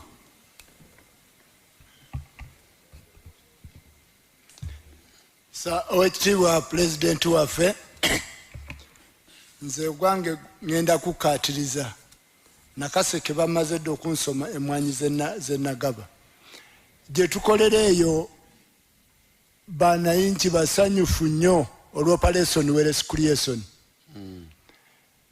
twasomesebwa wano emakerere ne tugenda ku gurawundi twasanga abantu abamu tebamanyi wadde n'okusima ekinnya ky'emmwanyi ne tukwata enkumbi ffe kennyini ngaddemu ne tusima ebinnya by'emmwanyi nga bwe byatusomesebwa ne tubabuulira nti emmwanyi zisimbwa bwe ziti era ababigoberera babaawo bawaayo omutima gwabwe ddala mmwanyi bafunyeemu tezaabafaako ne initiative eno gye waleeta ey'obukuta obucupa buno kubanga irrigation yali tesobola kubuna wonna abasobola okukigoberera bayita mu byeya ebibadde bitukuba era emmwanyi zaabwe zibaddeyo nga nnungi era zongedde nnyo ku byenfuna yaabwe naddala mu kiseera kino emmwanyi weebeeredde ku bbeeyi ennungi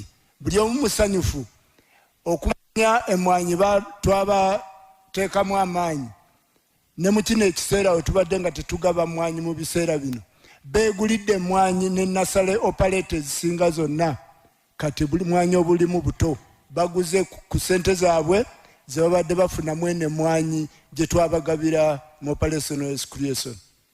Kale byuma ani omulala? Yes.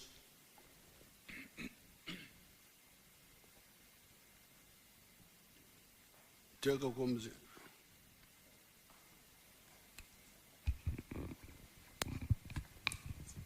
Jacob byuma Jacob.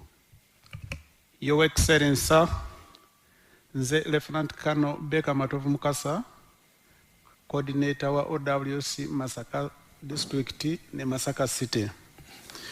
Nze kantwala omukisa guno okwongerereza ku ebyo ebisooka okwogerwa Kano Samba n'abalala nga nkunnyonnyola kiki ekyatusobozesa okutuuka ku kye tutuuseeko kati ku kirime ky'emmwanyi. Bwe twatuuka omusomo gwe twafuna Makerere nga Jeno byuma bwakyogedde kyatuyamba nnyo okutegeera ekyokukola, era bwe twatuukayo kitwasooka okumanya nti abantu baali babulamu okukyusa oba okubatereeza endowooza zaabwe ku kirime ky'emmwanyi, ng'abantu baweddemu essuubi nti ekirime ky'emmwanyi tekikyali ekyo ekyali kibafunira.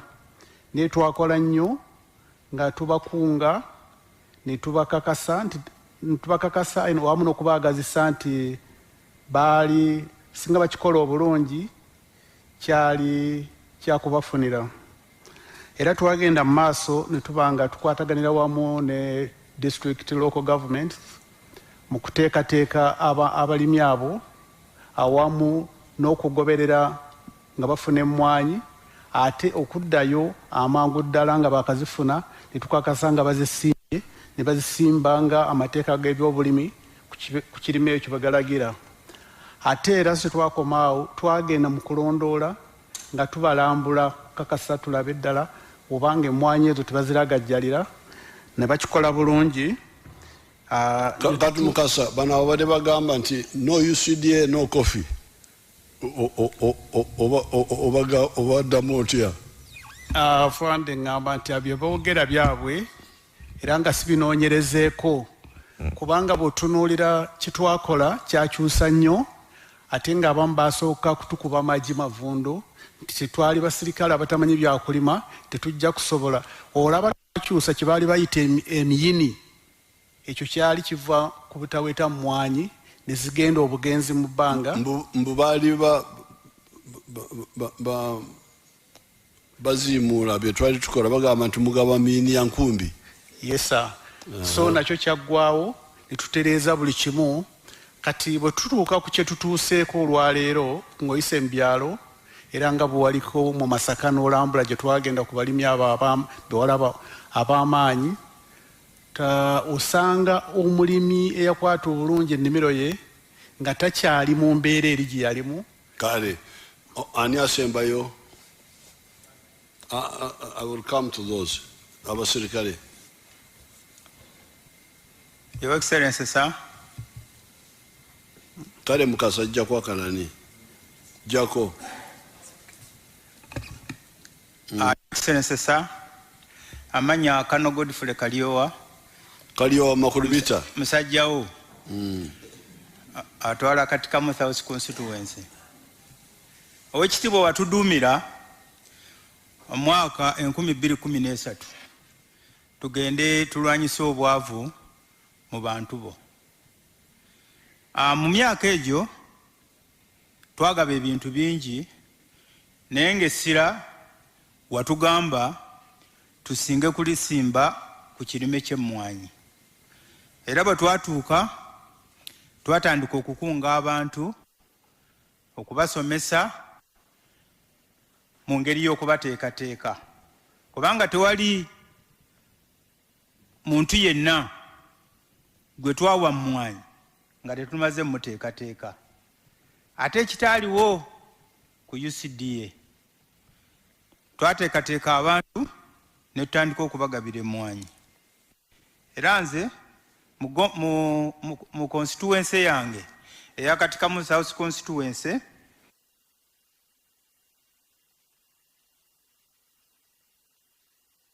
enda kusoma figa yokka okuva mu mwaka 2013 13 awo twabuukawo okutuuka mu 2019 twabuukawo awo emyaka 2 ate ne tugenda ne tugabayo mu 2022 katika mu South Constituency yafuna twajiwa emwanyi emiliyoni 7 emitwalo 84 mukenda mu 612 as acreage omutwalo gumu 7 mu 3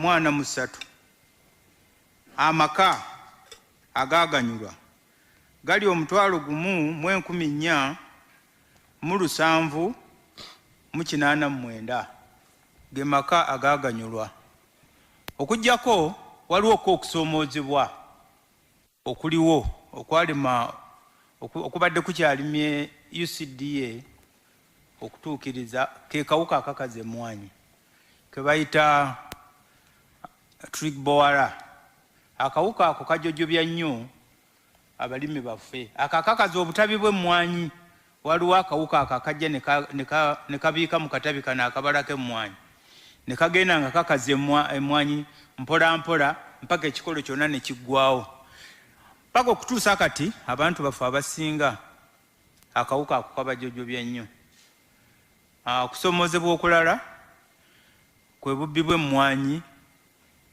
abawulula emmwanyi ekiro bajja ne bawulula emmwanyi n'ebito byonna nga babitwaliramu ate kyekimu era kyekyali kireese omutindo gw'emmwanyi okulaba nti gwali kukola ki nti gukka nti emmwanyi yaffe bwe yagendanga katale nga si nnungi olwezi emmwanyi ze babawululanga nga zikyali ki nto kati nga nze nali nteesa nti senga tusobola okuteekawo etteeka kubanga emmwanyi zino be baziwulula balina waliwo abazigula nze nali nteesa nti senga wabaawo etteeka erikwata ku abo abagula emmwanyi ezo ento kyalikoze bulungi nnyo nti twali badde tulwanyisa obubbi bw'emmwanyi kubanga ono aziwulula nga manyi yagenda ozikola ki okuzitunda ne senga ojjawo ako akatale wagenda okuzitunda ekitegeeza obubbi bw'emmwanyi bujja kukendeera webale nnyo owekitiibwa president. What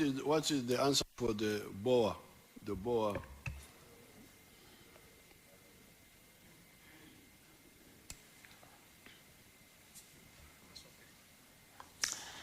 Your Excellency, I would like to thank you very much for accepting to have the scientist in front of you and explaining what we've been doing on coffee. Much as I hope to explain a few things on the seed system, let me first talk about the beetle, BCTB. The beetle reduces the coffee yield by 9.6% per acre. The what? The beetle, BCTB, it's a small beetle that make tunnels, as he explained, within in the primaries, and the branches. Okay. The branches will dry, and then you can no longer have coffee beans. So it reduces the coffee yield in an acre by 9.6%, which is around 520 kilograms a year. At the Institute, we developed a trap that uses ethanol that you can put to waraji, this local ethanol. And the efficiency is about 90% in controlling the beetle. So it can be controlled? It can be controlled. Oh, okay. If we can have these traps multiplied and distributed in farmers' gardens, and they help us to engage the communities, because if one farmer controls and others do not use the traps, it's difficult to manage it. Okay. So if the effort is there, we can control the damage. Thank you. Now, the one who is controlling the TV, I want you to put my people of Kisozi, because I'm also a coffee promoter, before I go to other people.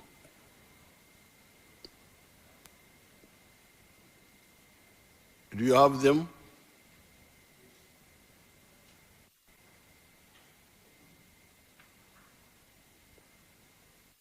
President nali mu lukiiko lwasooka okukuba ku gate mu kyalo kyange kubanga lwe lukiiko lwasooka okukuba mu kitundu kino.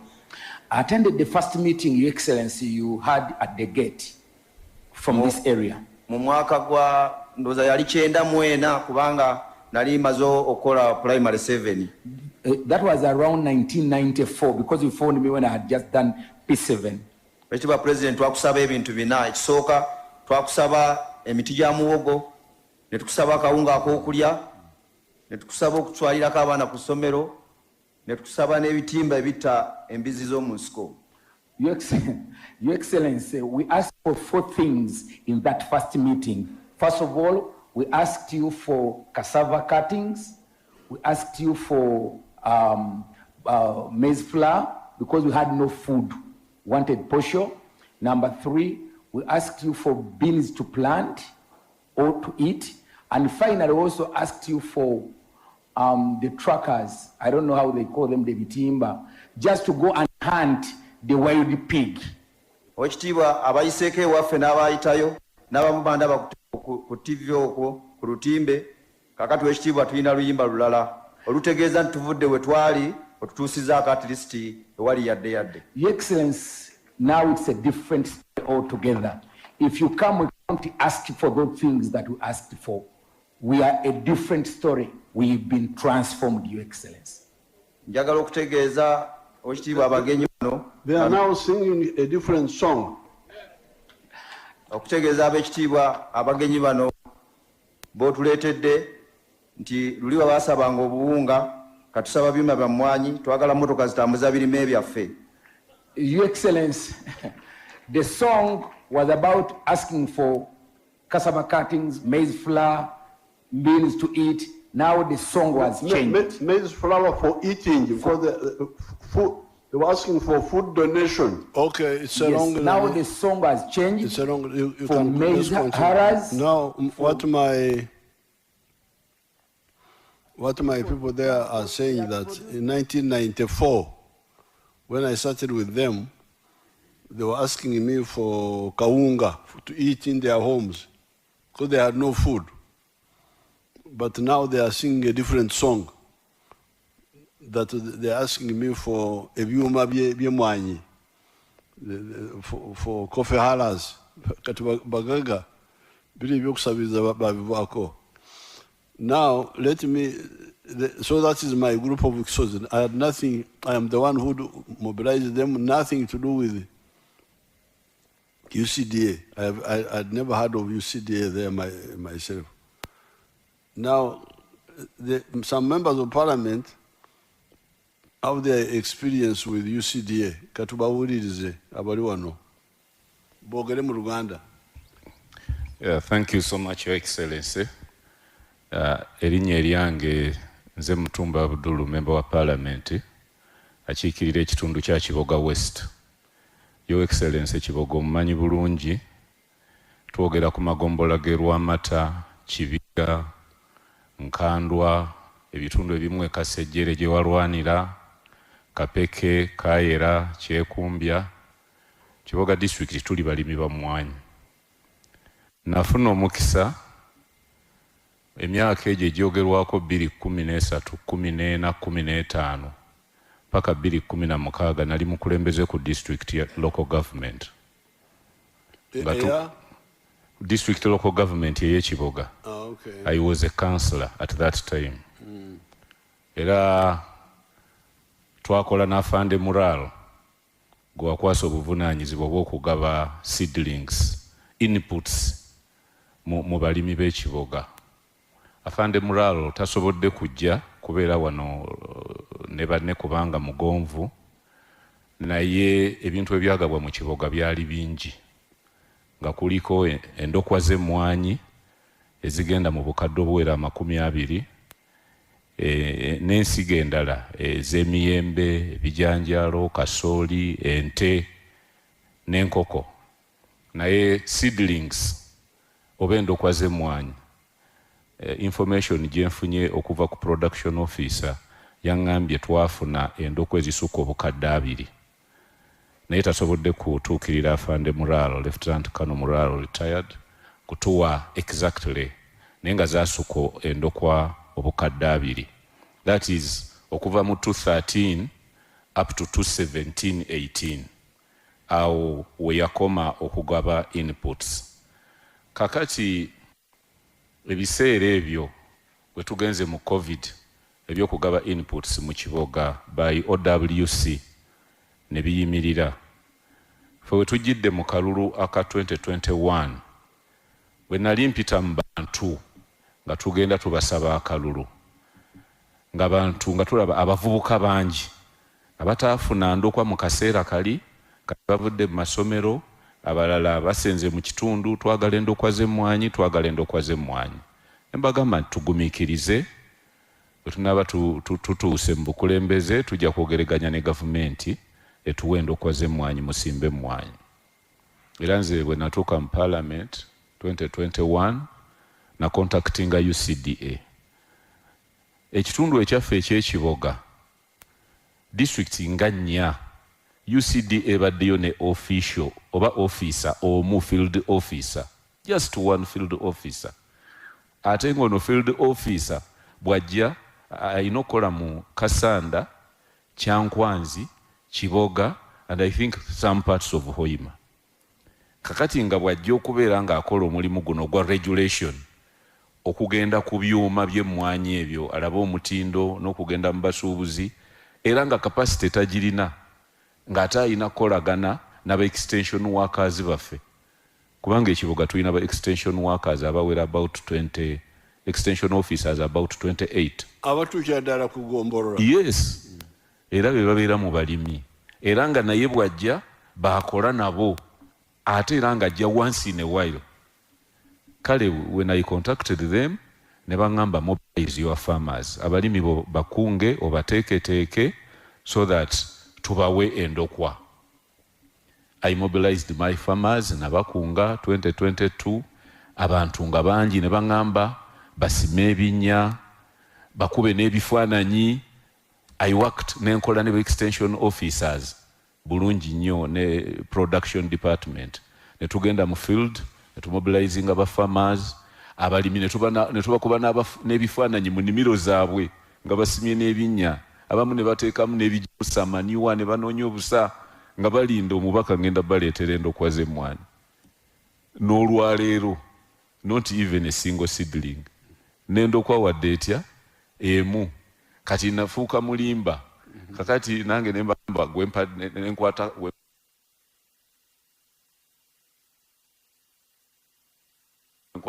mukasawo kange ono ne muwaayo 5 oli ne muwaayo 10 naye nga UCDA kye yatusuubiza kyakola ki kyalema.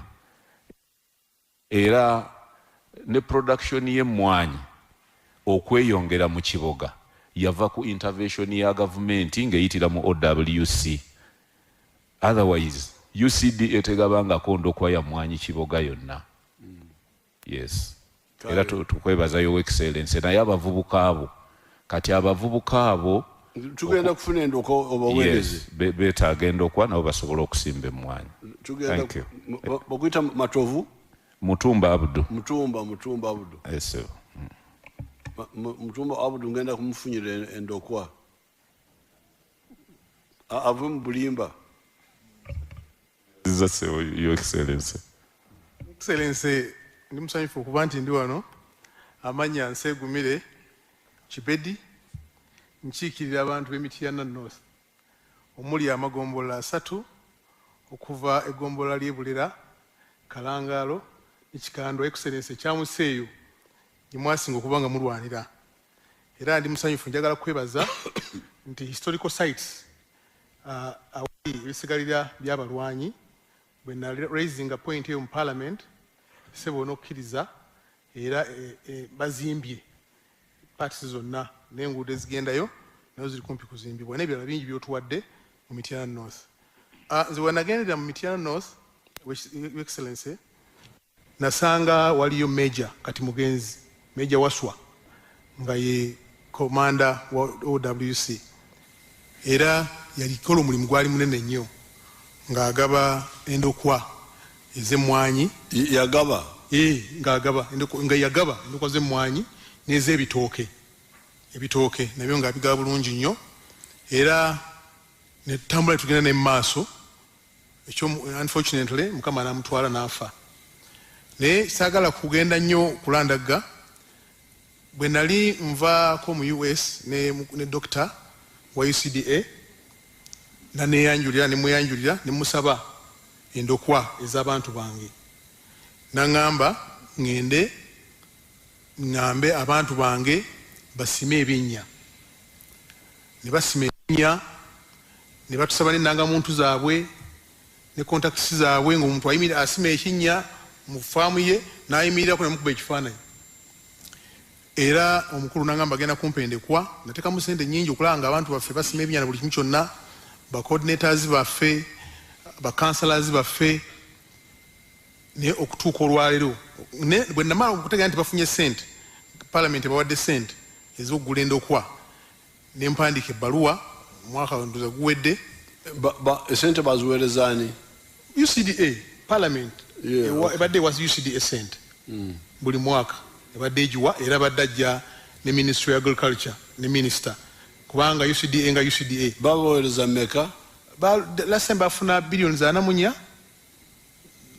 minister amanyi aizo tubuulira naye nga billions 27 zaali zaggula ndokwa okuzigabira abantu baffe n'okubawa okubasomesa okubawa ebigimusa era nga bebavunaanyizibwa okubawa n'amatundubaali webakola ki bebaanika naye owekitiibwa paka kati abantu nabasimisa ebinnya tebayina mwanyi kati baŋŋamba ndi mulimba ne bakansalers kale tulina okutaasa ensegumire bannange owekitiibwa your excellency UCDA mukyale waffe bagimanyi ng'entulugunyi bagimanyi ng'entulugunyi enkola ki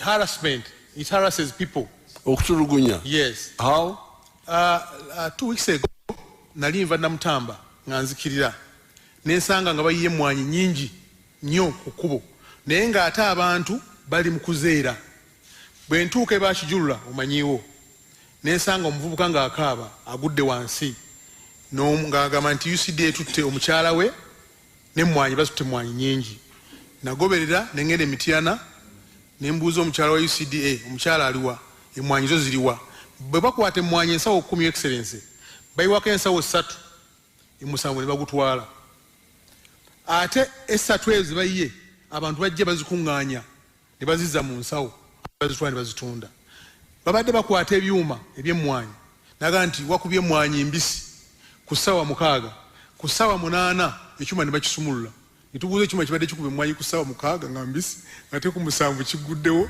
ate kiziba zikaze zitya so nolwekyo abantu babikwatira ki tebiri ku mutindo nti bakubye emmwanyi mbisi that's how they do when they want money your excellency the regulation is intended to weed out bad practices, but what the Honorable is saying, there's abuse of the regulatory interventions. Because what they do, ideally the regulation is in order, but if someone abuses it to harass people, to extort or to go beyond, that's where the problem comes in. Your Excellency, you cannot say someone has got a bad coffee. You decide to no salawo kumuyiwa. Ate bw'omuyiwa emabega gy'ovudde basigala bamulonda. Government is bad. Ate bw'omutwala gy'omututte bw'otwala ensawo 8 nti ozikutte omuntu wajja nagandi kandabe ku nsawo zange 8 z'okoze ekiz'okutte nga tudde muto gikola ki nga togiina ate nga tomulaga wezikoze eki wezigenze. So that is the problem. Nti UCDA tennaba kusomesa bantu, teyasomesaako bantu. Ebbanga lyemaze mu constituency sirabanga olunaku na lumu nga guno omusomo gwa UCDA nti guno omusomo bazze kuyambako kawuka, bazze kusomesa bantu balima batya, bazze kuyambako bantu kuba babigimusa kubanga they are supposed to give seedlings. Tebalina zibakoze eki zibawadde. Abantu abalima emmwanyi bantu beegulira ne ssente zaabwe ne bakola ki ne basimba emmwanyi zaabwe. Your Excellency, abantu baffe tebalina buzibu na kugondera mateeka naye ekizibu harassment kyebadde bafuna ng'omuntu niwankubadde ayagala nga honorable minister bwagambye ayagala okuteekesa mu mateeka naye ate yennyini yamenya amateeka n'olwekyo abantu UCDA omulimu gwebadde ekola Ministry of Agriculture esobola ogukola. Your Excellency, abantu kye balina bannaffe kye badde bagamba nti emwanyi President Museveni azitwala era alinako 50%.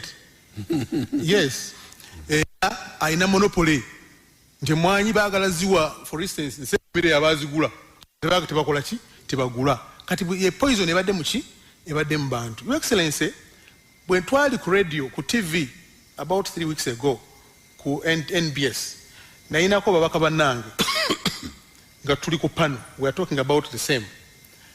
Babaka bannange omu n'agamba nze nafuna emwanyi emitwalo 600,000 seedlings. Mulala n'agamba nange nafuna emwanyi almost emitwalo 7. N'engamba how come we are members of parliament, I requested, I never got. Ate gwe wafuna emitwalo 6. Where do you get that 600,000 from? Where do you get that 700,000 from? Where do you get that 300,000 from? So nembagamba, is UCDA segregative? Your UCDA eina ebyana nebitali byana. Ebyana n'agaana. So Your Excellency, emwanyi bannayuganda bali ready okulima emwanyi era baagala emwanyi kubanga emwanyi tezisookedde wano.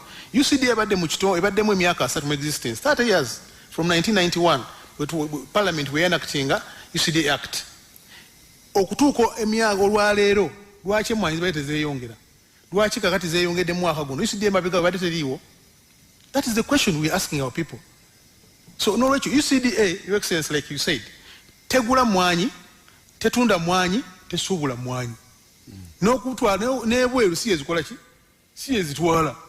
Your Excellency, bw'wajjawo Coffee Marketing Board ng'omaze okulaba nti waliwo monopoly ate sente zigenda omuntu omu yazifuna n'oleeta UCDA buwagireeta okusobola okuyambako okupromoting ekirime kyaki ky'emmwanyi. Your Excellency, Honorable Frank ne Honorable Bright babadde bajja mu Parliament okusaba sente za agriculture naye nga ne UCDA be bagikulembeddemu abakulu bano be bakulembera UCDA okujja mu Parliament. Kitegeeza ki nti UCDA teri independent erina ministry mwekola ki mwegwa.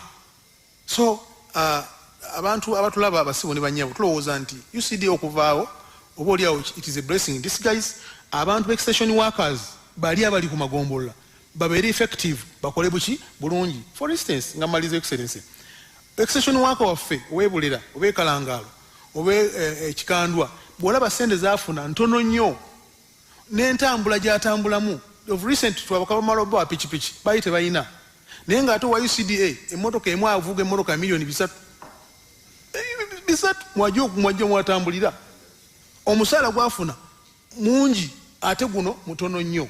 Kati omuntu waffe extension worker aba tasobola kuba na maanyi kukola ate ng'ali ku ground okusinga aliwa okusinga UCDA. UCDA efuna kinene akola kitono, extension worker akola nnyo ate afuna kitono. Singa enhansinga emisaala gyabwe Excellency abali wansi ku magombolola ne bafuna n'entambula ennungi basobola okusupervisinga obulungi ekirime ky'emmwanyi kijja kutambula bulungi nga n'abantu bennyini balina that sense of belonging okusobola okulaba nti noga mmwanyi mbisi eyengedde yokka embisi njikola ki njireka. Tulina okukyusa, we have to cause for mindset change kulaba abantu baffe batunula mu ntabula ki endawulenda. Otherwise Your Excellency tukwebaza okusobola okuvaayo, otherwise abantu badde bafuuse ekizibu batugamba batunze emmwanyi baludde emmwanyi bagitutte nga tetuna miti kujjawo na mutina muki nagumu ng'ate UCD gwe wagireeta ebadde Ministry of Agriculture ebadde egiwoleza mu Parliament nefuna sente ate bo nga bafuuse ekizibu kubanga balina kye bakoze baddira emanyisayitinga bannaffe abalala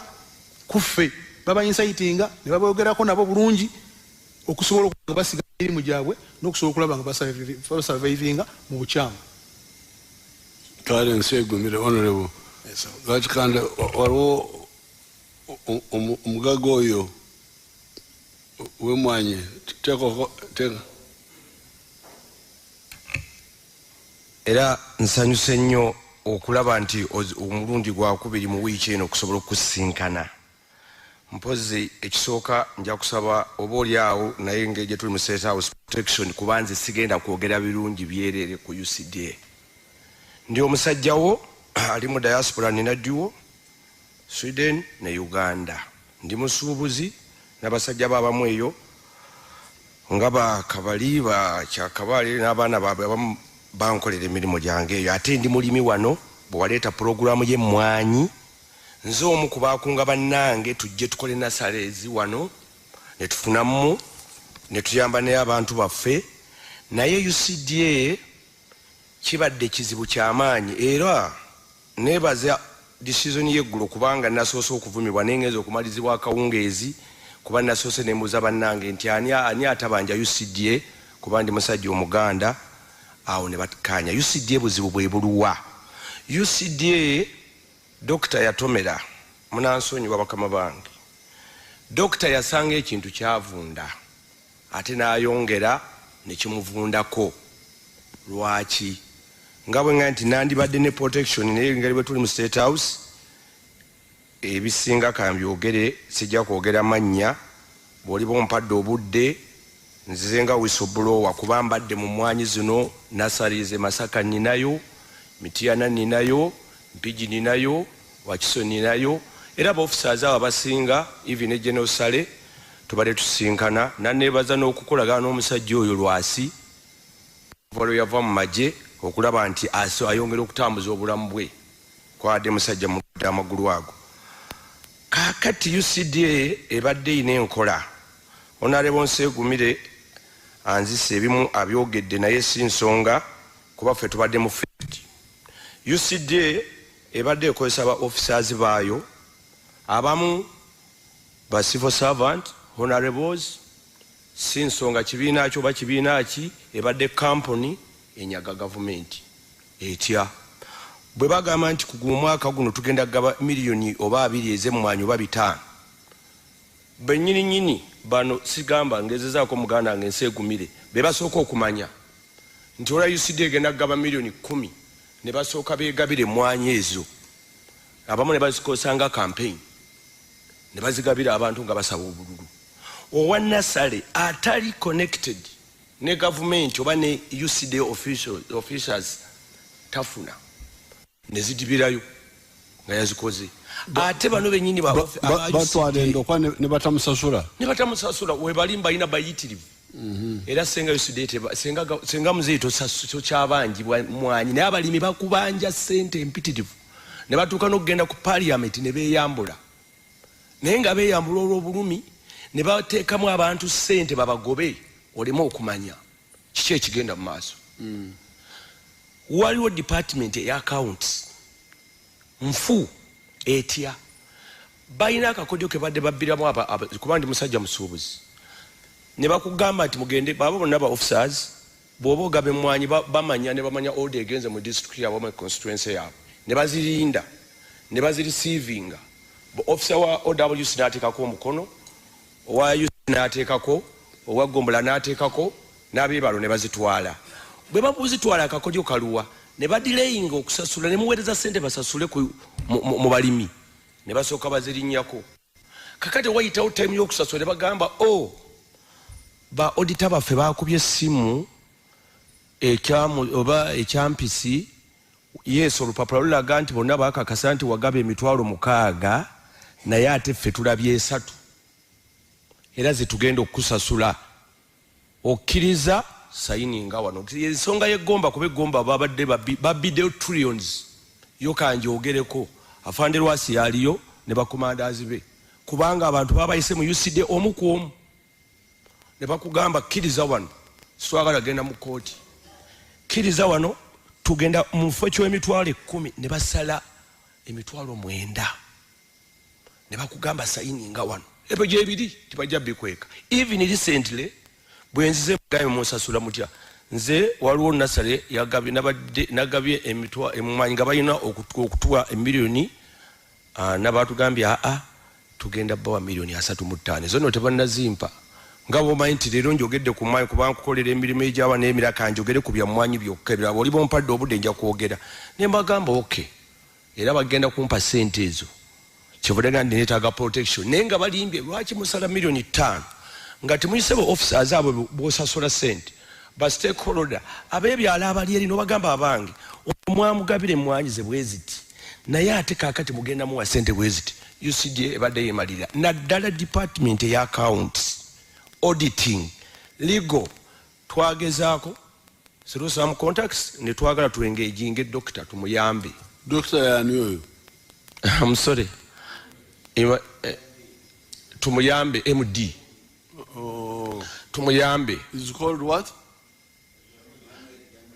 naye is mfumbira yes abadde invisible okulabwa musajja kulaba asobola okuza naye si mwangu wakulaba kinyangwidde okuyingira mu state house singa ogende wa doctor kubanga ayinawo abasirikale waggulu bwaba gyali first gundi weeri era one time nagenda ne Kano lwasi nabagamba bwe muba musazeewo ku banze Kano nga nange ndi nasale operator kati abanaku bakoze batya ebintu bino tebinasasulwa kati we bamala okukoma olw'okuba abantu bakabye nnyo ne bambe ne basayiningire emwanyi ze mu bulumi era bye bikukyayisiza ebimu mu Buganda kuba ndi mu Buganda olwaleero babadde abaliminzi olwaleero n'abagambye nti abalimi abagamba UCDA nti nnungi baganda bannange ani atabanja ampa amannya ge tugendeyo ewa Museveni abasasule nfunye essimu ndowooza abantu nga 8 over bagabe bannaye tebatusasulanga ffe twabivaako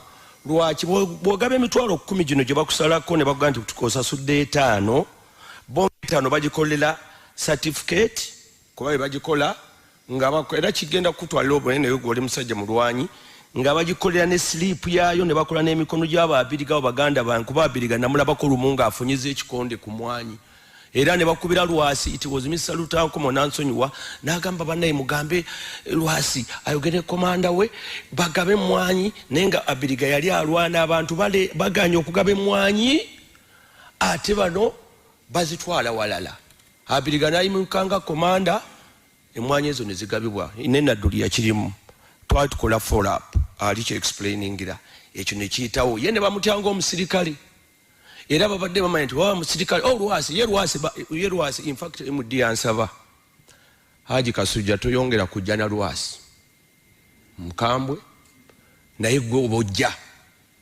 ne mugamba okay can come tupe kubanga waliwo yagiraawo omusajja alwadde agenda kufaali mu moloka n'agamba bano abaana abawansi they don't respect these officers badde masango nga babagalidde ku mulyango officers wano bazze bambadde ekyomusomo gye bagenda nga civilian nganze Kasujja kakati bali abaana nga babagoba obubadde bubbi obuli mu accounts nkiddamu accounts legal auditing n'abaana abakuba amasimu nakati waliwo exercise egenda mu maaso even now balina sente ze mwaweereza basasula abantu bazzeemu omuzannyo gwe gumu bakubira abantu amasimu nti after 4 years gogenda otya mu field after 4 years of verifying emwanyi zaagawanga baanogadda zaafa ne faamu bw'oliba ompadde obudde mukama wange obumala kale nja kwogera nasembayo mwebale mwebale nnyo Your Excellency taata w'eggwanga Saabalwanyi jjajja w'abaana Your Excellency nze bampita retired Lieutenant Serwada nga ndi nnyo mu media activist za NRM ndi ne mobilization ebiseera bingi nkusisinkanye mu mobilization ekiri ku ground okusinga naddala mu Buganda mwenkulidde ndi waawano ekasanda era gyenzaalibwa naye UCDA oba lwakubanga bwe muba mu employinga mu gavumenti temusaba kadazi ba NRM oba kisimanyi naye boonoonye nnyo gurawundi kiringa bino bye tutera okulwana nabo ku leediyo nga bawoza tubalemese tubalabise ebintu ng'ebyo Honorable ayogedde ku kyemityana tulinayo mwanyinaffe Debula alinayo ekyuma ky'emmwanyi kituufu baakiggalako ne bagala okisumulula naye ne bawaayo enguzi ne babaleka ebintu ebyo bigenda bikyaya gavumenti kubanga abantu balowooza nti abo babeera bakozi ba gavumenti Your Excellency nze ndowooza nganzo wa media n'abaana baba media aba NRM bamodoleta batera complaininga nti ba official ba NRM batya media nefe tutomera waliwo n'omu ku bawalabo Aisha Sanyuli ya Museveni bamukuba juza aba opposition kyebakola kukakanya speed ya NRM okwa service abantu eggulo nabadde nowa DP ku media wano ku Birali nga naye byayogera alaga nti Your Excellency oyagala kweddiza mwanyi mbu kyewavudde otwala kyuma entungamu ne mugamba naye nga timwogera bwe mutyo tulina industrial hub Embale tulina Nakaseke tulina n'ekyuma ekikola motoka kati wano Ekira kati bwe batwala kwembalala oba entungamu ebyo bifo tebiri mu Uganda. So kati kyentunuulira Your Excellency kubanga akadde kayinza okubeera katono njagala nkutegeeze nti mu civil service oba mu bitongole ebyo tulinamu abantu betwandiise aba opposition abakola mu gavumenti naye nga baagala balemese programu zo. Nzijukira Pastor Serwadda gyentera okugenda ku radio ye Impact FM yagamba nti President Museveni alowooza ekintu emyaka 10 mu maaso mwe mugenda okituukako okirowoozaako nga kyabaleka nga mwagala kirwanyisa nga naye temukyakisobola. Kyekino ekiri wano nti wasalawo nadizi yaleeremeddwa n'oleetawo recreation yaffe ey'abajaasi batuusiza service ku bantu kubanga bamanyi kyetwalwanirira bonna balaba basajja bakulu nga nze bamanyi nti gye twava twalina mission ey'okununula eggwanga n'okuzimba eggwanga. So Your Excellency ndi wano nga nkusaba nti kye tulina okukola tutandike okuleeta key people nga abajaasi ne bakadazi baffe trainings ekyankwazi nga boolaba Honorable Franka ne Bright kino ekintu balinga bye bakivumbudde emabega eri. I'm sorry to say naye Honorable former Minister Sempija yali omu ku disturbing programu zo kubanga ye ne region zonna yazeetolooza seedlings ze era byowulira nti abantu tebasasulwa bano abanene babadde bafuna emwanyi ne bazisupplyinga ate ne basooka okwesasula ne bamala mu kwesasula ne bakwata obusente obutono ne bagamba nga Haji Kasuji ono gwenkola naye ne bamugamba nti gwe ogamba wasupplyinga emwanyi 12,000 nedda olimba tugende ku ground wayiseewo emyaka 3 oba 4 tugende ku ground ne bagira ki ne batuuka ne basanga nga ne bakugamba nti 2,000 Kiriza tukusasula ezo oba nedda gomanyi. Kati omuganda agamba nti nyama ntono kayanere mu nkwawa omunyankole nagira ngu abatimbire damu tebuba kugyesheramu.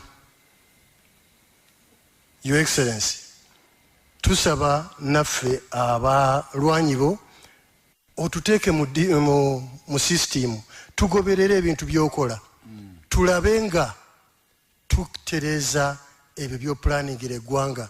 Bana opposition abagamba nti President Museveni ayagala kufuga abaavu nedda bebaagala okufuga abaavu kubanga bwe twali tugaba emwanyi bebaagananga abantu ozisimba abaagaana ozisimba babawuliriza bano abavubuka olwaleero kiki bakola bebagenda babba emwanyi z'abantu we bazaanise ne mu masitowa.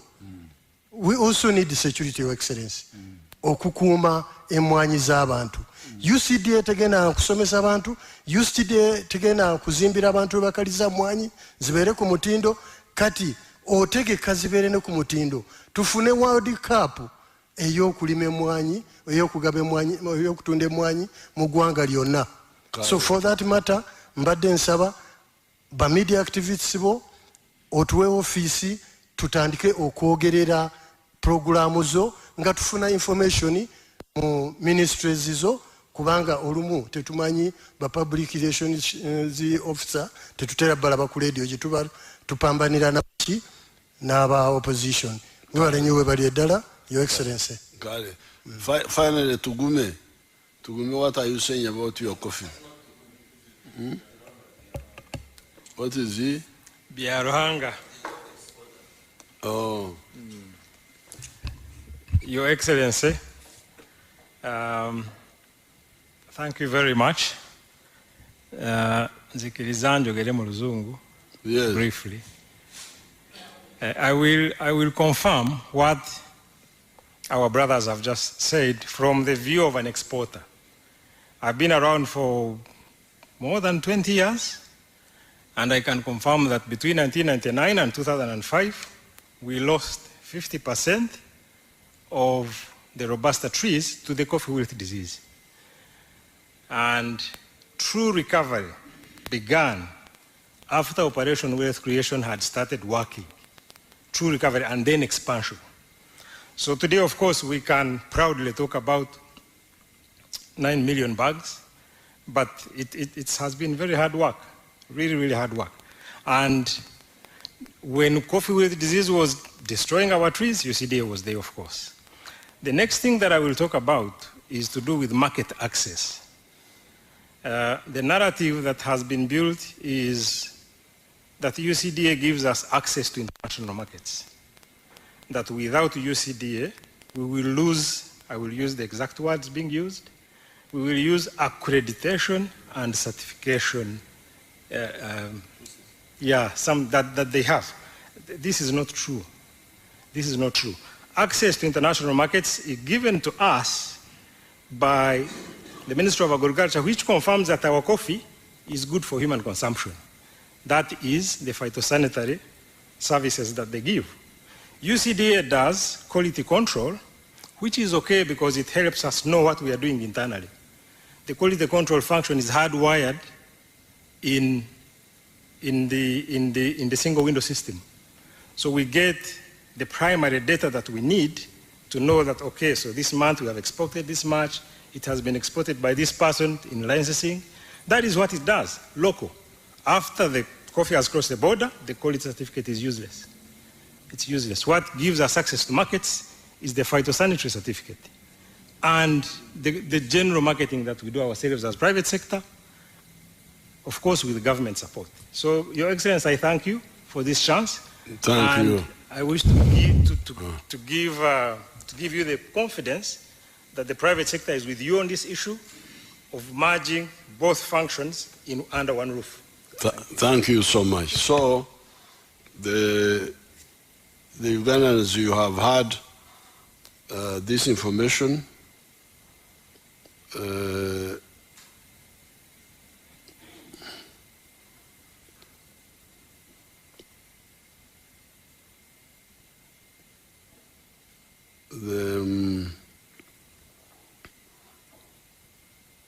I have already given you many wealth creators of Kisozi. I showed you one of them that I've been struggling with. I have been struggling with them ever since 1990 without hearing about UCDA. Secondly, the wealth operations commanders that have spoken here, operating in the Uganda area. Thirdly, the MPs that were being discriminated by UCDA, they have spoken. Fourthly, the researchers that have been developing the breeding and planting materials have spoken.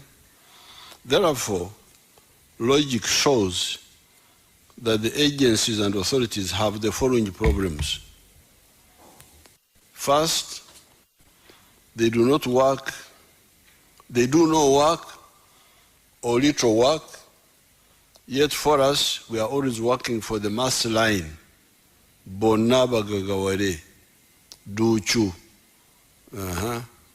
So there is a fundamental contradiction. They do either no work or very little work. And yet for us, want to reach everybody. So we are incompatible.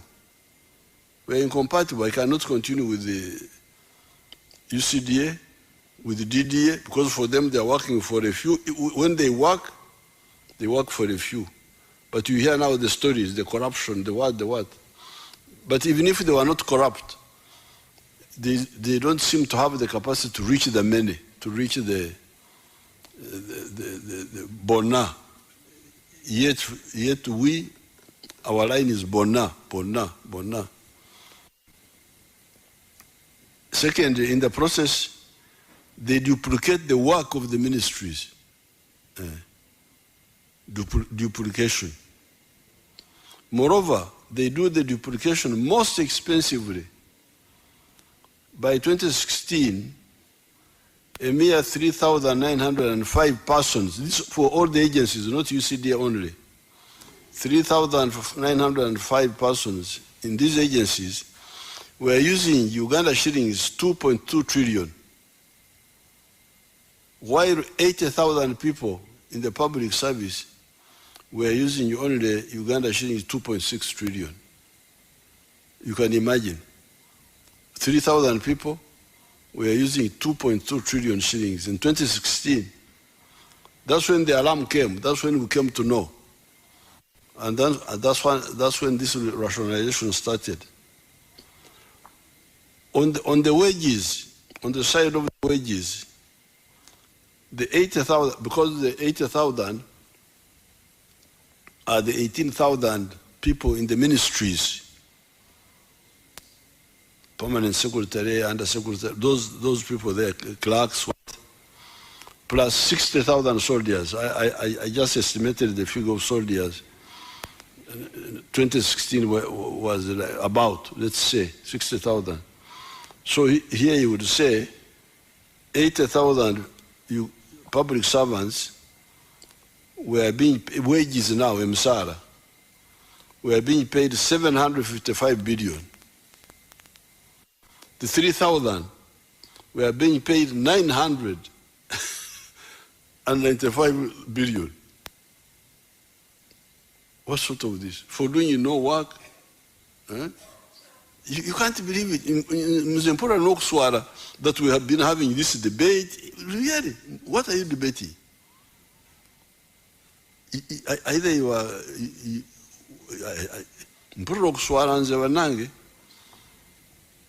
abantu bange bano bentambula nabo bantu bakikaki ukono nobudde ensonga ngeno 3,000 people, 3,905 emisara bali bafuna obuwumbi 995 omwaka. Abakozi ba gavumenti 8,000 bafuna obukadde obuwumbi 755. 13,000 basingira ddala 8,000 ku musaala gwokka, totaddemu the other expenses. 4, it seemed that they were also getting corrupt, but also they were poorly supervised because they were away from the public service, and the boards that are supposed to supervise them are not constituted with the sound logic. Because the boards which you look after, who are they? But never to look board. Because in business, the board members are normally some of the owners of the business. And when the board, the management is different, but because the wealth is mine, fire you. But having board members who are just also looking for what to eat, they can't guarantee. Boards in companies are sometimes from the owners of the business. They therefore have a vested interest in the health of the business. The boards for these groups have not been logically grounded. 5, these agencies cannot have an adequate network to do extension work. You heard what Mutumba was saying, that the one supervisor for the Chiboga, what, was also supervising Hoima. He would come. the MP for Chiboga West told us of a coordinator for that area that had to look after the whole of Chiboga and also parts of Bunyoro. He would come occasionally and he would work through the extension workers of the ministry. Number 6, in any case, apparently they do not do phytosanitary certification. Now this one is also new information. The one given by Biarhanga, that apparently what they were calling phytosanitary to show that the product is safe, it is done by the ministry apparently. And that by law they are not even allowed to do it. It is the ministry that does it. It is done by a unit in the Ministry of Agriculture. That unit satisfies all agricultural products, not just coffee. Number 7, apparently UCDA has only been grading screens, 18, what, that apparently that's all they have been doing. Saying that this is bigger, this one is smaller, grading the size. But they say that that certification is not recognized internationally, that it is only for internal use. The international certification is by the ministry. Number 8, the government extension workers, now that they are better paid, and we are going to apply on them the UPDF like standing orders, they will wake up. There are government extension workers at every sub-county. UCD had only 55 in the whole country. How could they manage? Duplication that is ineffective and grossly expensive. This is really the situation. This was a duplication that was not effective, but also very expensive.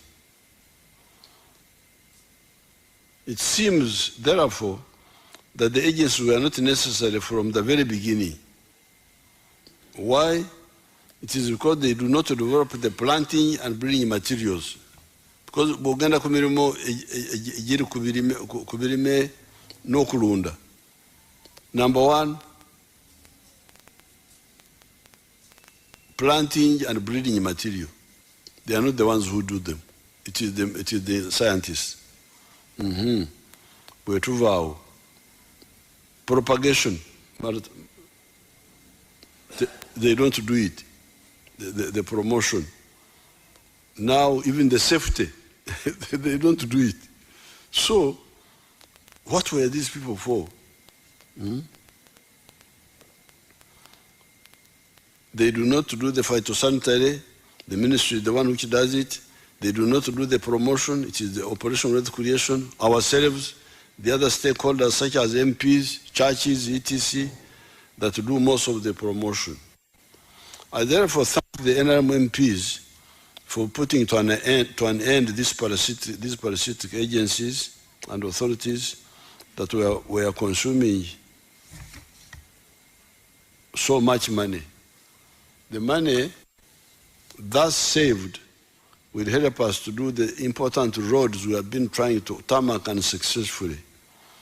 These are roads like Mianzi, Kasanda, Bukuya, Chiboga, Ruwero, Butarangwa, Ngoma, Briamshenyi, Chijunjubwa, Masindi, Mpiji, Kasanje, Nakauka, Chisubi, Fort Potro, Chijura, Buzuwera, Nsika, Nyakashaka, Nyakabirizi, Kazo, Kabogore, Mparache, Jegwa, Hapuyo, Karuguza, Kashenshoro, Rukungiri, Muhanga, Rwamchuchi, Zirvare, Kabingo, Rugaga, Magabi, Rakai, Kanunimanyi, Mitiana, Sekanyi, Busunju, Chikagate Kitwe, and Kitwe, Ruoho, Buteranro, Hamurwa, Kanungu, Jinja Budondo, Mbulamuti, Kamuli Bukungu, iganga lya Ntonde Rumbugu Rakai Chiyunga Kamuri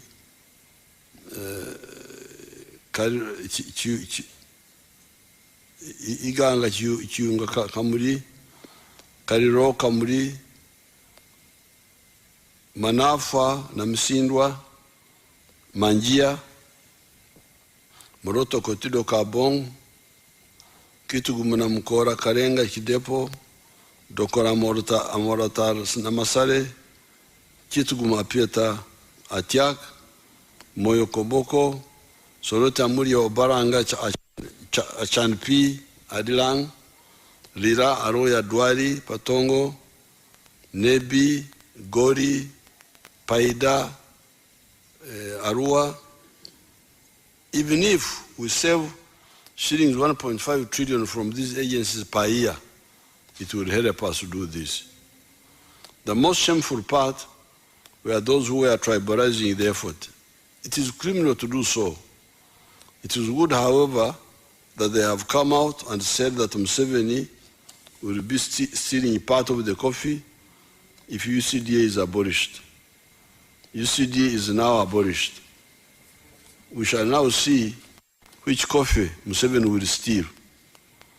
If there will be no coffee stolen by Museveni, as there will be no coffee stolen, the people of Uganda must realize the shallowness of these groups and punish them politically. Although I think we should also punish them even legally. Finally, I must comment on the rotten opportunism of these parasites that is also dangerous. The coffee prices have been quite high, which has been good for Uganda. Apparently, the high prices are high because of the drought that hit Brazil and other coffee-producing countries. Therefore, none of us is responsible for high prices that we are getting now. What I am responsible for, and for which I should be credited for, is that NRM rescued the research scientists and generally the wealth creators by creating peace for them to work, and we also correctly identified coffee as one of the high-value activities that can be undertaken that we put in the manifesto of the NRM of 1996. That was when UCD had just started. We correctly identified that the demand for the coffee is growing from 118 million bags in which year? In 2000.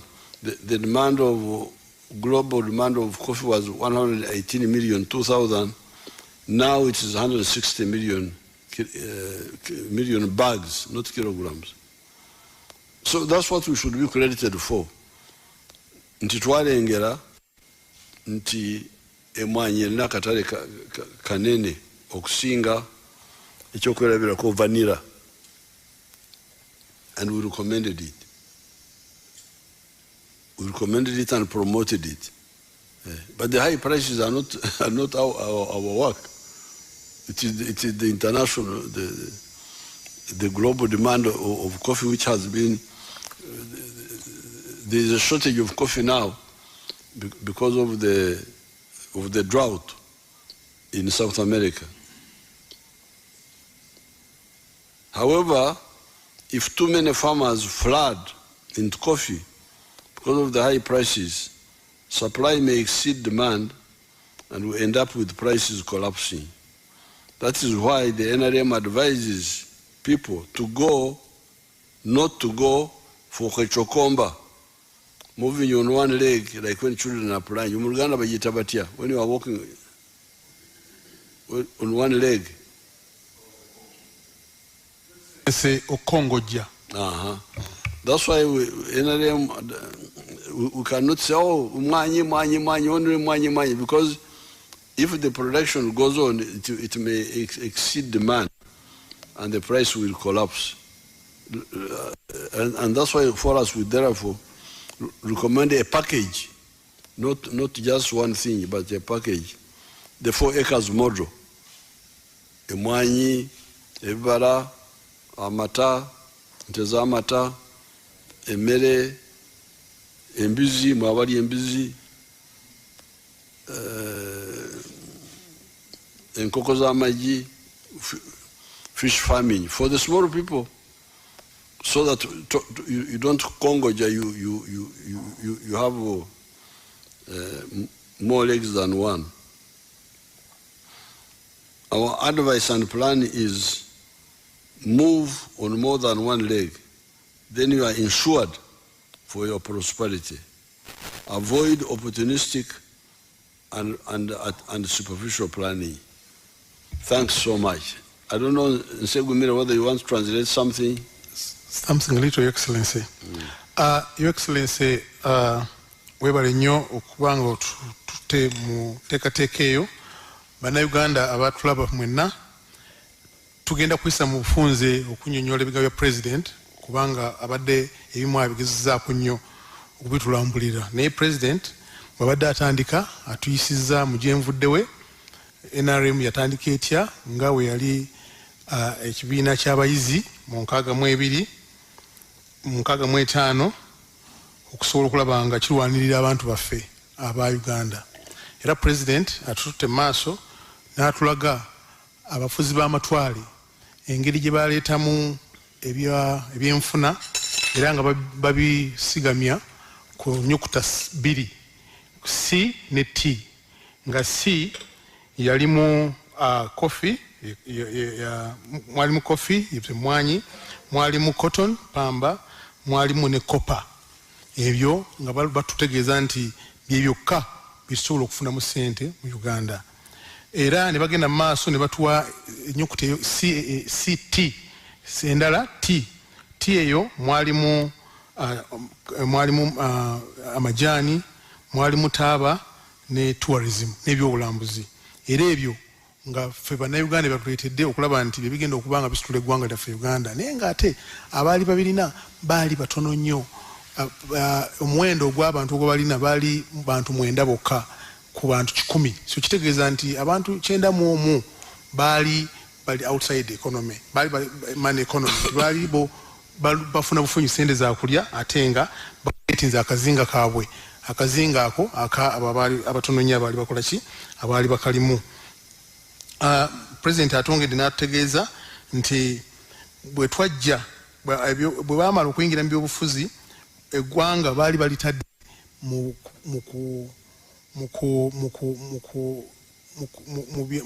by'amadiini n'ebyamawanga okusosola mu mawanga ekyali ekizibu nnyo eri eggwanga lyaffe Uganda.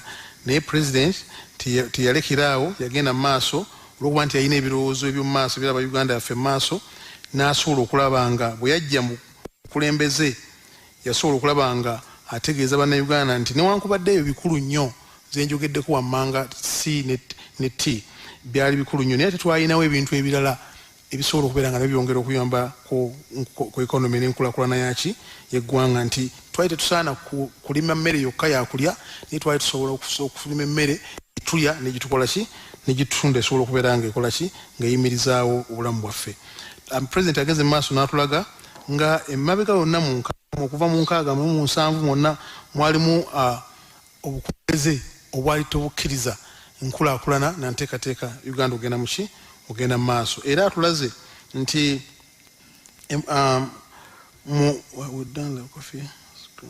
olwaleero twali mu mwanyi twali tulina millions 2 ez'emmwanyi ensawo naye kaakati tuli mu million ez'ensawo emmwanyi millions 9. Twali nga tuyayina amajaani millions 3 ne tugenda mu millions 6 nkaaga 60 yabadde atandise awandise 6 ne 60.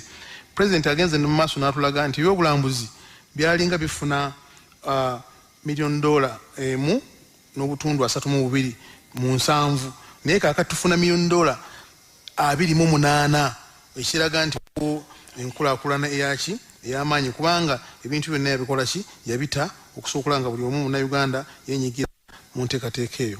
Basibo ne bannyawo president agenze mu maaso n'atulaga bwe tuze twogera okutambula president atugambye nti newankubadde ebiri bye twayogeddeko wammanga byaleeta ssente mu nyingiza y'eggwanga naye si bye byokka ebyali bisaanidde okubanga bikolebwa oba birimibwa okusobola okulaba nga bannayuganda bafuna coffee cotton n'ebirala byonna weebiri birungi naye twetaaga okwongera okugenda kutunulira mu mata mu matooke mu muwogo n'ebirala byonna kubanga kakati buli kyetulima bwe tuba tukyongeddeko omutindo kireeta kidabolinga ssente okusobola okulaba nga bannayuganda bakola ki bafunamu ate nga n'eggwanga lifunamu.